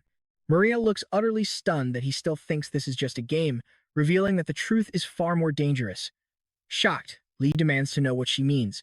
Desperate, Maria begs him to accept her terms first. Surprisingly, Lee agrees, thinking that since his only goal is finding Sepia, it does not matter who he has to team up with. The girl then explains that they are not playing a simple game, but are actually trapped inside a military simulator. This revelation leaves our hero completely caught off guard. Maria reveals that this program was specifically designed to cultivate and amplify the exact spark of power he is currently using. You and I both know that sounds insane, right? Lee snaps, calling it total nonsense since it is just a simulator illusion. But then she asks what if that same godly power actually works in the real world. Even so, she insists that the simulator makes it entirely possible, as that was the true purpose behind its creation. But the branch manager, Bernard, and team leader, Hung, abused the system. Because of an illegal supplier leak, she had to enter the virtual world herself to investigate their entire operation. As Lee listens closely, she admits that although it sounds hard to believe, she actually owns a small stake in the real-life company. Hearing this, Lee asks why he was dragged into this mess when he has nothing to do with military testing or illegal weapons. He is just a regular high school student who wanted to play a realistic game. The girl reveals that Lee was simply an unlucky guy randomly selected from a massive pool of beta testers. Furious, our hero asks if she really expects him to believe that. Left speechless, she stays silent as Lee keeps clutching her throat. Finally, she confesses she has no idea why the system chose him out of all players. She claims her answer will not change, even if he kills her repeatedly. Lee grows increasingly furious, but Maria just smiles, asking if he has figured it out yet. Because, putting aside all the reasons behind it, this entire simulator has been turned into a virtual hell just to erase his existence. She warns him that to achieve this goal, the corrupt branch manager is willing to sell his weapons to the devil himself. Meanwhile, elsewhere, the manager tells his team leader that this strategy must succeed. Hanging up, the team leader calls another tech, who tells him that pulling this off is basically impossible. But Hyung tells him to shut up, sync the link, and upload the 9th special item immediately. Loading the items into the capsule, he realizes he will have to eliminate the target himself. As he enters the simulator, the scene shifts to the alarmed guards who heard the girl scream, wondering who just arrived. They gasp in shock upon realizing the general himself has arrived. To make matters worse, he is accompanied by another woman, whom the soldiers immediately recognize as the princess, shocking Lee. Embarrassed, the girl confirms that is her avatar in this world. The soldiers add that everyone has been frantically searching for the general, making Lee ask why. Outside the castle, the knights are celebrating their victory when the protagonist suddenly walks out. Seeing him standing there alive, his companions erupt in absolute joy. They begin chanting his name, celebrating the hero who defeated the messenger of death. Every single soldier raises their sword high in his honor. The blonde girl teases that he is basically an idol now, but she quickly apologizes for interrupting, stating there is something crucial he needs to know. She explains that if he truly wants to escape this simulation, he must not only defeat Black Wayne, but completely behead him. Hearing this, our hero smiles confidently. A sudden flashback of the moment he first entered this digital hell flashes through his mind. Back then, he was just a desperate kid trapped in a nightmare, but now, he finally has a goal.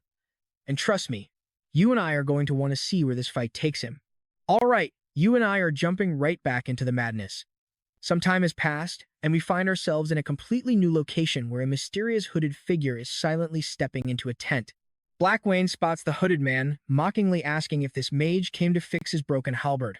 The visitor throws back his hood, confidently promising to forge an even stronger weapon from scratch if the general commands it. This is Han, and he explains he snuck in late to deliver critical orders from the second prince. Turns out, he has a brilliant plan that practically guarantees their victory in the upcoming battle. Wayne demands an explanation, but Ryung simply tells him to let his own soldiers lead the charge as the vanguard tomorrow morning. Elsewhere, a voice whispers about a missing girl.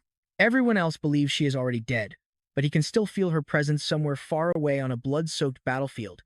Convinced she is still breathing, she only ventured into this nightmare land of endless bloodshed and echoing screams for one reason: a promise. She had to reunite with the owner of the ring, who swore he would return to her. The girl looks around in total confusion, wondering if this brutal scene is a dream or just a hallucination. Suddenly, she realizes she has definitely dreamed of this moment before. Right then, a massive explosion rips through the air, and she silently watches as knights raise their weapons in preparation for war. As spears fly through the sky, our main character suddenly snaps awake. The surrounding soldiers look totally bewildered. Still visibly shaken from the nightmare, the young hero stands up and begins walking off. A nurse rushes over to ask if he is all right. He is still dazed, feeling like the girl from his dream was standing right there beside him. Just then, a sudden knock on the door cuts through his thoughts. It is the blonde girl, apologizing for interrupting his personal thoughts, but she has urgent news. Unknown invaders have breached their territory under the cover of dawn, and they need to move immediately. This news completely blindsides him. Now, pay attention here, because we are shifting to a group of scouts watching the horizon. Enemies are closing in on the very castle where our main character is stationed. A nervous soldier predicts a massive wave of attacks the second the sun rises. Another soldier wonders aloud what they are up against. Watching from afar, Lee doubts Black Wayne will show up, but he is highly suspicious of these 9 strange soldiers wearing incredibly bizarre armor. Meanwhile, Black Wayne looks on skeptically, questioning if a mere handful of fools is truly enough to win this entire battle. Q confidently agrees, swearing he will personally deliver the head of that royal descendant. Knowing failure is not an option, he raises his hand and commands his forces to charge all at once. A menacing purple aura flares up around the determined soldiers as they begin their march straight toward the fortress, leaving a stunned Lee watching in absolute shock. Wayne watches in silence as those 9 enemies split into a precise battle formation. Seeing this terrifying coordination, Lee's companions remark that their movement resembles a massive coiled dragon. The blonde girl watches in utter disbelief as the terrifying Black Knights close the distance. They charge forward without stopping and launch a devastating first strike directly on the front gate. The defenders panic, but the enemy is relentless. They hammer away at the entrance again and again, with each thunderous blow sending massive shockwaves right through the castle walls. Soon, the defensive wall begins to splinter and crack under the pressure. Refusing to let them breach the gate easily, the castle defenders quickly hoist a massive stone and hurl it down at the invaders. Ben and the girl realize this is no dragon, it is a hydra. Every single head acts as an independent, deadly entity, making it an absolute nightmare of a monster. With incredible leaps, those enemy fighters bound forward, closing the gap to the castle. The female commander screams a warning, ordering every soldier to reinforce the entrance immediately. If that gate falls, they will all be completely slaughtered.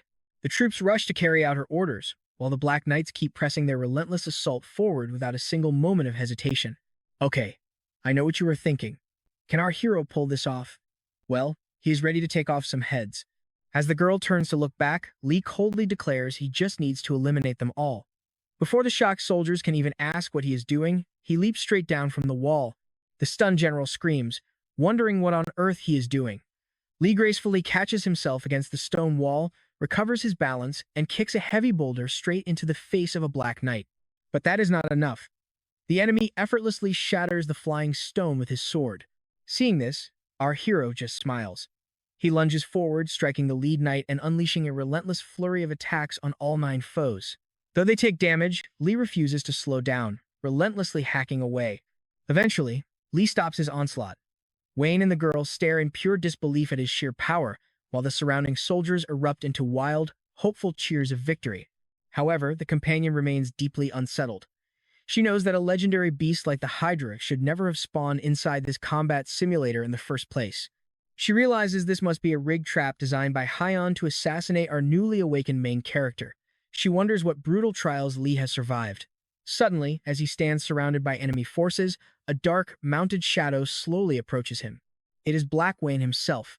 He asks Hung if this trick was the real reason he demanded the vanguard position, questioning if it was all just to intimidate their foes. Hung quietly shushes him, whispering that this is merely the opening act. From this moment on, he promises to drag their enemies through an endless, living hell on this battlefield. Sacrificing his own troops, Hung activates a dark, forbidden magic. The girl watches in horror, realizing this is the Hydra's true, terrifying nature as droplets of dark blood begin floating around our hero. Incredibly, those blood droplets morph into a human form. As shocked Lee wonders if they are summoning zombies, while Wayne smiles, recognizing the unbreakable puppet as a highly amusing toy. The bloody fluid solidifies into a warrior, immediately charging straight at our main character. Raising his blade, the puppet prepares to deliver a fatal strike. The girl watches in panic, knowing this is an impossible matchup. She screams for Lee to stop, realizing that no matter how strong he has grown, he stands absolutely zero chance of winning against them. Watching the clash from a distance, Han sneers that even if Lee uncovers the truth, his fate is already sealed, and nothing can change his looming demise. We cut back to our hero, who is still desperately fighting the creature. He lands a heavy sword strike that seems to connect, but the sudden aftermath leaves him completely stunned. An entire wave of soldiers floods the battlefield, charging right at him. Quick on his feet, Lee adopts a defensive stance and manages to parry every incoming blow. He immediately launches a counterattack, cutting down several enemies as his shocked allies watch. However, the battle is far from over, and his stamina is slowly but surely draining away. Black Wayne and his crew watch the struggle in surprise as their basic troops are wiped out. Yet, the 9 elite knights remain completely unfazed, seizing an opening to land a devastating direct blow on Lee. The remaining knights seize the opportunity and gang up on him, finally bringing down our hero. Thus ends another run in a simulator that has already reset 613 times. His partner warns him these are no ordinary non-playable characters, leaving us to wonder if he can ever beat this insane level. Alright, you and I are jumping into a story where the village rumors are true. They are fighting immortal soldiers, and the girl still cannot believe that their branch manager, Lee Kung, is actually a literal monster. Even worse, she recognizes one of those faces as Arsaline, a genius knight who vanished years ago. Right beside him stand Medici and Vitek, other legendary warriors who vanished without a trace. Then there is Kundo, All 9 of these missing warriors were elite rankers and absolute geniuses. She warns him that even as a third-rank Master Knight, there is no way Lee can defeat all of them alone. Our hero just stays quiet before asking a simple question: if he does not stop them, who will? That heavy question leaves the girl and her soldiers completely speechless. Looking around, she realizes it is absurd to expect her or these terrified, frozen soldiers to stand a chance. Meanwhile, our hero keeps his eyes locked on her. She knows she has to take action. Even if it feels reckless and shameful, Lee is the only person she can trust to face this living hell because only he has the power. So she pulls out a necklace, handing it to our surprised hero. This is no ordinary pendant. She has hidden this rare Terra crystal for 7 long years, saving it for the ultimate emergency. Lee looks at her in shock, wondering why she is handing over such a priceless treasure, but she insists this is exactly the moment it was made for. In this desperate battle, if he falls, she dies too. She has no other options left but to bet everything she has on our hero. Her desperate trust reminds him of one other person, Scipia. A small smile creeps onto his face as he realizes that, in this brutal world, he is not alone after all. Holding the pendant tight, he strides down onto the chaotic battlefield. He locks his eyes on those 9 dreaded black knights, scanning the danger ahead. The enemy charges instantly. Gripping the pendant, he can feel a massive, twisting wave of raw power inside it, an active, living force unlike anything else. Now pay attention, because here is where the tension builds. The girl watches in absolute awe, and Lee realizes her sheer desperation to survive matches his own. Our hero rushes forward, tosses the crystal into the air, and shatters it with his blade, shouting at them to get out of his way as a massive explosion erupts. He strikes the first knight with devastating force. Black Wayne watches in tense silence, while Hung is completely stunned that one of his legendary 9 knights fell so easily. Lee surveys the battlefield and lands another crushing blow on the next knight, mocking their ability to regenerate as blood sprays across the ground. Kung cannot believe his ultimate creations are being reduced to nothing but red sand. Fuming with rage, he realizes his precious combat data has been permanently destroyed. Furious that Lee dared to push him this far, the villain activates a mysterious ring, vowing to end our hero once and for all before vanishing into thin air, reappearing hooded and ready to kill. The hooded villain suddenly appears right in front of Sapia, who still lies completely unconscious. The terrified nurse spots him and demands to know who he is, but he coldly dismisses her as a worthless NPC. Back on the battlefield, the soldiers are cheering wildly for Lee's victory. The girl is in awe, realizing that even with her crystal power-up, this guy is an absolute monster. Suddenly, both Lee and the princess sense something is wrong. Right then, a panicked soldier arrives with terrible news: an enemy ambush has just struck the infirmary. A massive explosion rocks the camp, and blood splatters everywhere. Horrified by the sight, our hero desperately screams Sapia's name. Moments later, our hero rushes to the wreckage, completely frozen by the devastating sight. I know what you are thinking: who is this guy? It is Hill, mockingly greeting Lee and Maria before announcing he is kidnapping Sepia without promising her safety. Seething with rage, Lee draws his blade and lunges forward, unleashing a powerful strike. But the enemy vanishes into thin air, leaving him empty-handed. He curses his own weakness, realizing he is no master knight or legendary general. He is just a fool who could not even protect someone precious right in front of his eyes. Maria quietly asks if that lady knight truly means that much to him. She reminds him that he literally threw himself into a horde of enemies, risking his life to save her. Elsewhere, a brutal scene unfolds. Hung is violently kicking someone on the ground, while Sepia lies nearby, still completely unconscious. Hung demands to know her true identity, questioning if she is a hacker or an irregular, but she remains completely silent. Sepia finally wakes up, mockingly asking him what he is so afraid of, questioning if the outside world's creators control his life. Stunned, Hong wonders how she knows so much. Sepia calmly adds that Hong is terrified that a certain someone will show up here. Hong snaps, screaming at her to shut up. He vows that the moment Lee arrives to save her, he will slaughter both of them, leaving no trace in this entire world. Outside the tents, soldiers overhear the shouting. Cum notes that nobody has ever survived the 1000th scenario, and once she falls into his trap, death is inevitable. Back with our hero, Maria wonders how important Sepia is to him, asking if he truly intends to invade such a dangerous fortress all alone. Our hero just smiles. Maria softly tells him that if this is his choice, she will not stop him. If he walks this path, they will walk it with him. Lee stays silent, seeing the fierce loyalty in their eyes. He warns them this path has no return, asking if they are truly ready to follow him. A soldier speaks up, saying they would be dead without Lee. They all have families, wives, and children to return to, and they want to fight beside him to the very end. Stunned, Lee realizes he was never alone in his struggle. Every single person he had ignored this entire time is carrying the exact same heavy burden. Maria steps forward, revealing she knows that corrupt mage's habits better than anyone, and is certain he is hiding out in the abandoned warehouse. She plans to draw the enemy's attention while Lee slips in to rescue Sepia and escape. Lee is shocked, asking if she is really risking her life too. She admits that if anything happens to Lee, her entire world will crumble. Our hero throws off his cloak. Elsewhere, a smug soldier sneers, doubting any general would rescue a useless girl. Cut to the fortress, where our hero is marching directly toward the gates. A black knight spots his arrival immediately. But it is too late. Lee is not alone. He has brought an entire army. Inside the prison, a guard mockingly tells Sepia this is her final day alive. And that is where we leave it. Trust me, you are going to want to see what happens next. All right, you and I are diving right into an absolute war zone as our main character charges in, tearing through enemy troops while the fortress defense commanders scramble to hold the line. A sudden blast rocks the area. A confused knight demands to know what is happening, but Sepia stays quiet, lost in a memory of her younger self walking through a brutal war zone. She eventually stumbled into a quiet village, collapsing onto the dirt road from pure exhaustion. Just then, a carriage began rolling past her unconscious body. As her eyes fluttered shut and darkness took over, a figure approached. Out of nowhere, he offered her a single coin and kindly asked if she was all right, prompting her to look up. It was our hero, crying as he softly asked for her name. Sepia stared back at Lee with tears in her own eyes, before the memory faded and shifted to another time. Back in the present, a soldier mockingly asks the weeping Sepia if she is terrified that Lee is about to die. But before he can say more, a massive explosion rips through the room. Through the smoke steps our legendary main character, shocking the enemy guards. He instantly starts tearing the place apart, wiping out dozens of soldiers in mere seconds while desperately screaming for Sepia, demanding to know where they are holding her. As Sepia stares at her savior, another memory plays. A mysterious voice recalls a day during the height of war when a random boy was summoned to the imperial palace for unknown reasons.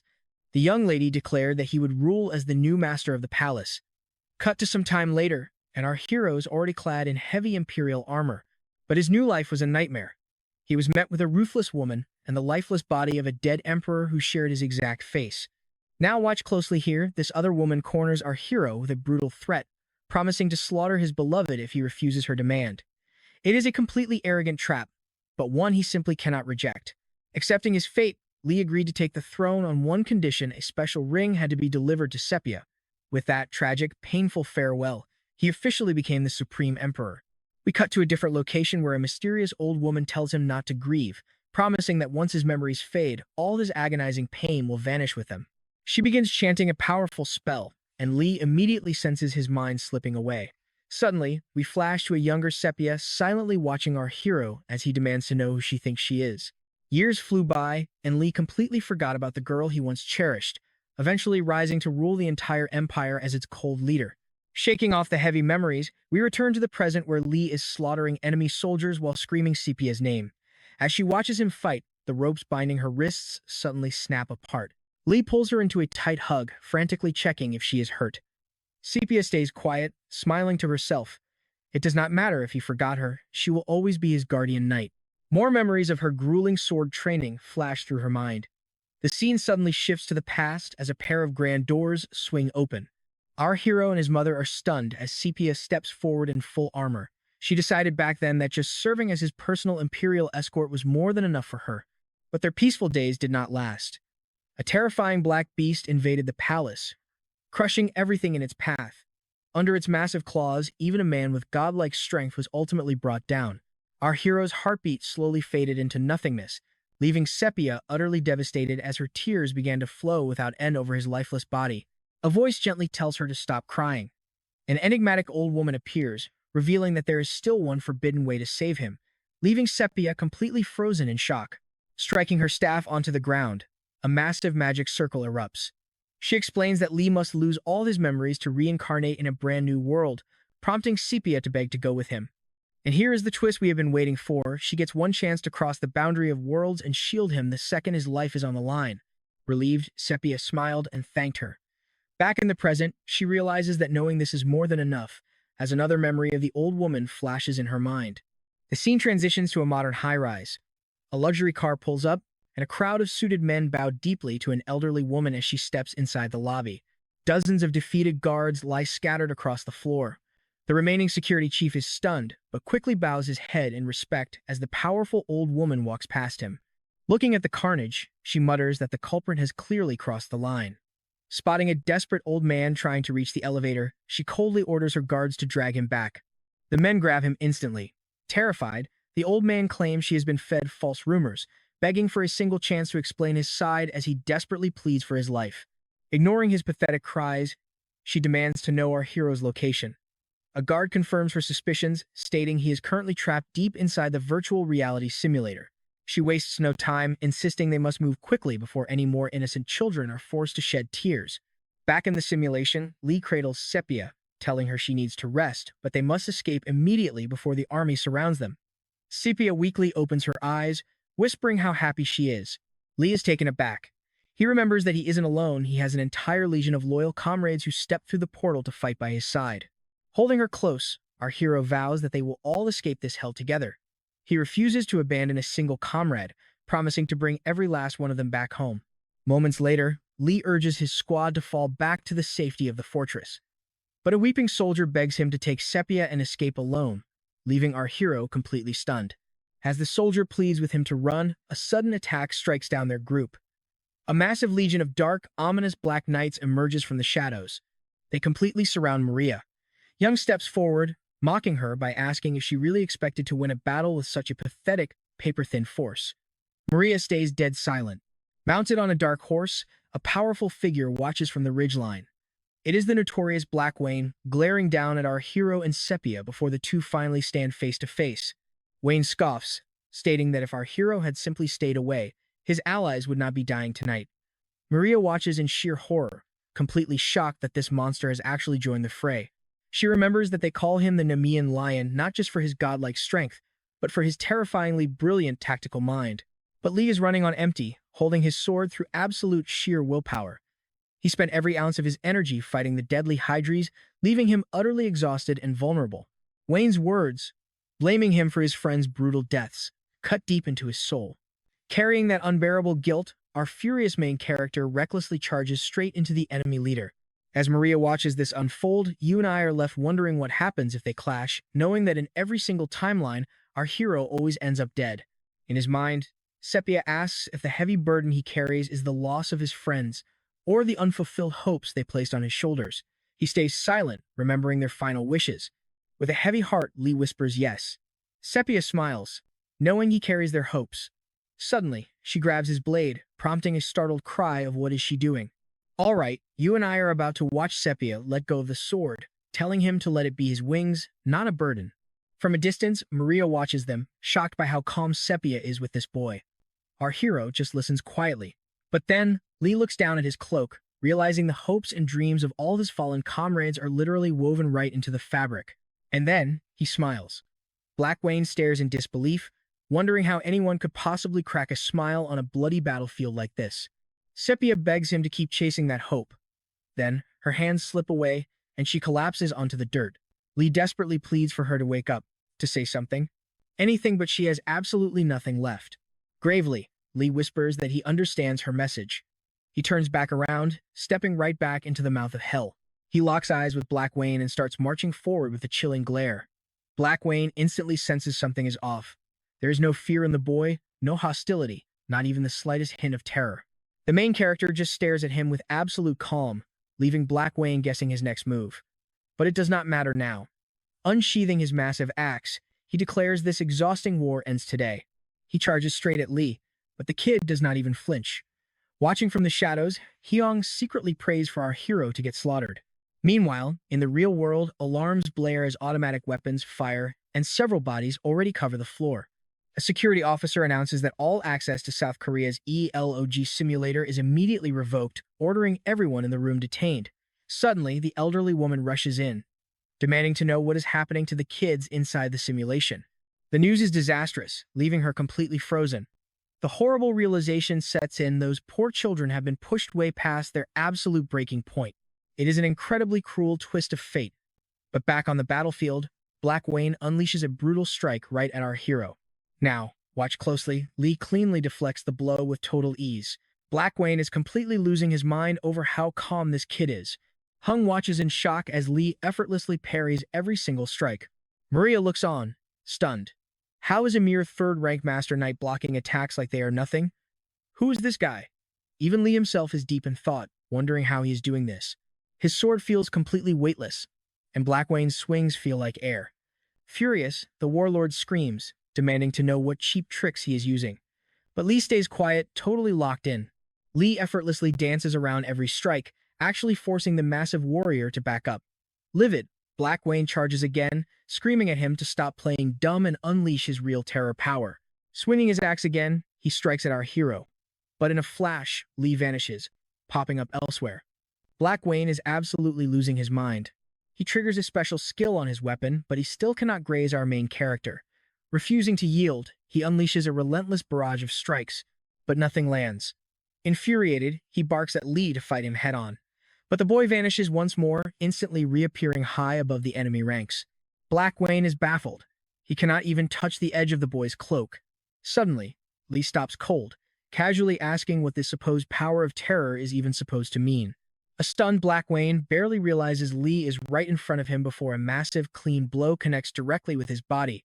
Maria and Hung watch in pure disbelief as the unbeatable Black Wayne crashes to the dirt, coughing blood.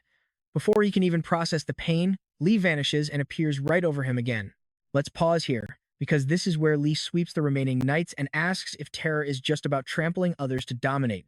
Desperate, Black Wayne swings wildly, but Lee effortlessly dodges, raising his blade to deliver another devastating strike that sends the brute flying backwards. Lee calmly asks if terror is just some feeling born from deep within to face a strong enemy. But Black Wayne cannot even answer. He is absolutely broken. The entire army stands paralyzed in shock. Maria watches in dread, realizing that if Lee pushes past this limit, he might never make it back. Meanwhile, Sepio watches silently. In a panic, Han screams at Black Wayne to get back on his feet. Even if he is just a simulation copy, he cannot lose. He demands him to stand up. He wants the kid dead, even if it costs his life. Lee looks down with a cold glare at a frustrated Black Wayne, who cannot comprehend losing to a mere brat. Then Lee speaks, saying their power is something regular knights could never dream of opposing. Stunned and bloody, Black Wayne asks what he means by that. Lee explains that his comrades conquered their fear of this terrifying power. Instead of returning home to their families, they chose to entrust their lives to him, sacrificing everything so he could win. He realizes a whole legion of souls is supporting him. Hearing this, Black Wayne freezes in shock. Lifting his sword, Lee declares that terror or not, it does not matter anymore. His only goal now is to end Black Wayne so they can all finally go home together. Refusing to yield, Black Wayne grips his weapon and slams it into the ground.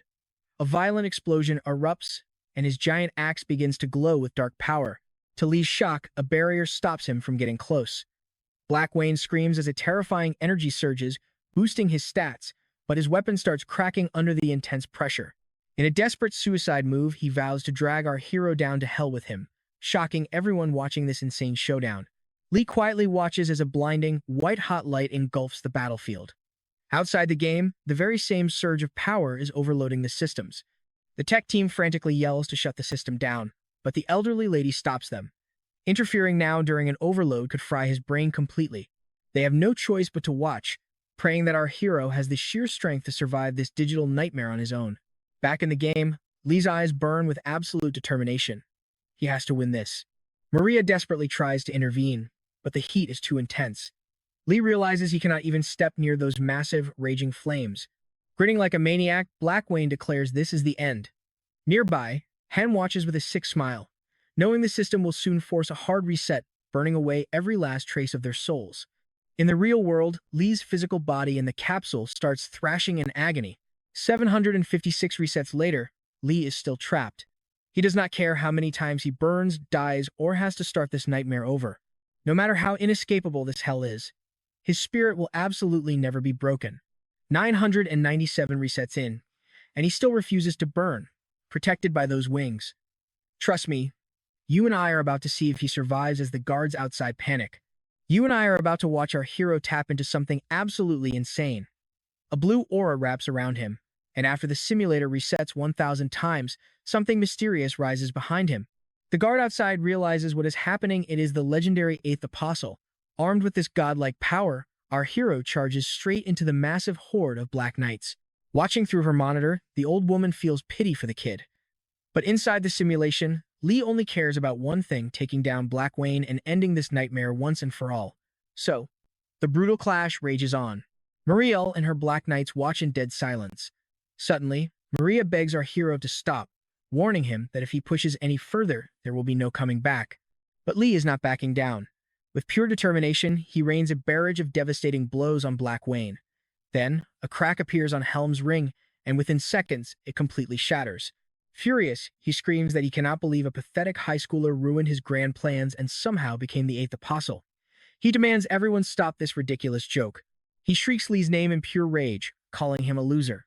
Outside the simulation, the capsule finally pops open, releasing our hero as his body begins to levitate in midair. Back inside, our main character is in a deep trance. With a freezing stare, he watches his opponent prepare a strike that mirrors the real world. Gathering his power, Lee declares that this next strike will be the final, ultimate blow to end Black Wayne. With that, he unleashes a massive punch, landing a clean, direct hit. A colossal explosion erupts, and a blinding light begins to swallow everything in sight. Let's watch closely here. Max is completely shocked, while Hung, sweating in fear, mutters that they need to escape this simulation immediately. But right then, a new figure enters the room. An old woman steps forward, sharply ordering him to freeze and not even think about running away. Cam recognizes her instantly, calling her the Fourth Elder. He asks how she even got in, stammering that if she is here because of the rumors, everything was done under the branch manager's direct orders. Ignoring his excuses, the Elder walks up and coldly tells him his time is up, saying she is tired of hearing his whining. Instantly, Hun begins to disintegrate, turning into nothing but dust. Then, the camera cuts outside. He is dead. Back inside the simulation, Maria watches the aftermath of the battle. Our main character stands perfectly still, not moving a single muscle. Maria gasps, shocked to see that Lee is somehow still breathing. But the boy is unresponsive. Just then, the old woman appears, warning that they are running out of time before his body completely collapses. Suddenly, the horrific toll of the battle hits our hero. Crying, Maria begs the old elder to save him. She argues it must be possible since he did not reach 1,000 deaths, even if they have to seal his power. The old woman gently places a hand on Maria's head. She tells her that if she wants to protect the people she cares about, she needs to get stronger instead of crying. Maria looks over to see Scipia slowly walking toward Lee. Watching this, the old elder remarks that even when a body is completely broken and shattered, a person's soul will still guide their steps toward the one they love. At that moment, the main character slowly opens his eyes, sensing someone close by. Dazed, Lee begins to hallucinate, feeling a strange sense of familiarity from the world around him. I know what you were thinking, is this just a dream? But seeing his beloved Scipia waiting for him, our smiling hero gently whispers that he is finally back. He steps forward and collapses into her arms, losing consciousness in a matter of seconds. Scipia gently holds him close, whispering in his ear that she wants to protect him, just like before. Scipia calls out to the elder, who solemnly warns her that miracles come with a heavy price. She tries to explain, but Scipia cuts her off, saying the cost does not matter as long as she can be by his side. Hearing this, the elder consents, but warns it will cost Scipia her memories. The girl does not care about her past as long as Lee gets to live. Maria watches the scene in absolute silence. The elder steps forward to perform the ritual, and instantly, a blinding light wraps around all three of them. Time passes, and we find ourselves looking at the ruins of the battlefield. The castle and the surrounding land have been utterly decimated by the massive catastrophe, leaving only a handful of surviving soldiers behind. Yet, Maria is still standing proud. Right then, the system officially announces that the simulation has ended. A soft, warm light begins to shine at the end of the tunnel. A boy stares out of a window, watching the snow fall. It is our main character. He remembers having a terrible accident 8 kilometers from home after his ceremony on a day it was pouring rain. Because of that crash, his parents and doctors told him he was in a coma for a whole month, losing his memories. But looking at his toned muscles and heavily calloused hands, he wonders if he was really just sleeping. Outside, a mysterious girl is staring up at his building. It is Scipia. Catching a glimpse of her through the glass, our hero feels a sudden jolt, instantly recognizing her face. Without wasting a single second, he rushes out of his room and runs toward her. But she is already getting back into her car, leaving our main character standing alone in the falling snow. Inside the vehicle, the old woman asks if she is truly fine leaving things like this. since they might never cross paths again. But Scipia softly replies that they will find each other someday. For her, that belief is more than enough. The elder smiles warmly, and the car drives off. Left behind, Lee looks down and notices a strange necklace resting in the snow. He picks it up and finds a ring attached to the chain. Suddenly, a memory flashes back Lee, promising that from this day forward, he would be Scipia's loyal knight. Hearing those words, she smiles. And that is where we leave it, my friends. Lee knows he will find her again, and trust me, you and I both know their beautiful, fated journey is far from over. What an absolutely beautiful and emotional story. If you enjoyed it, hit that like button and subscribe to support the channel.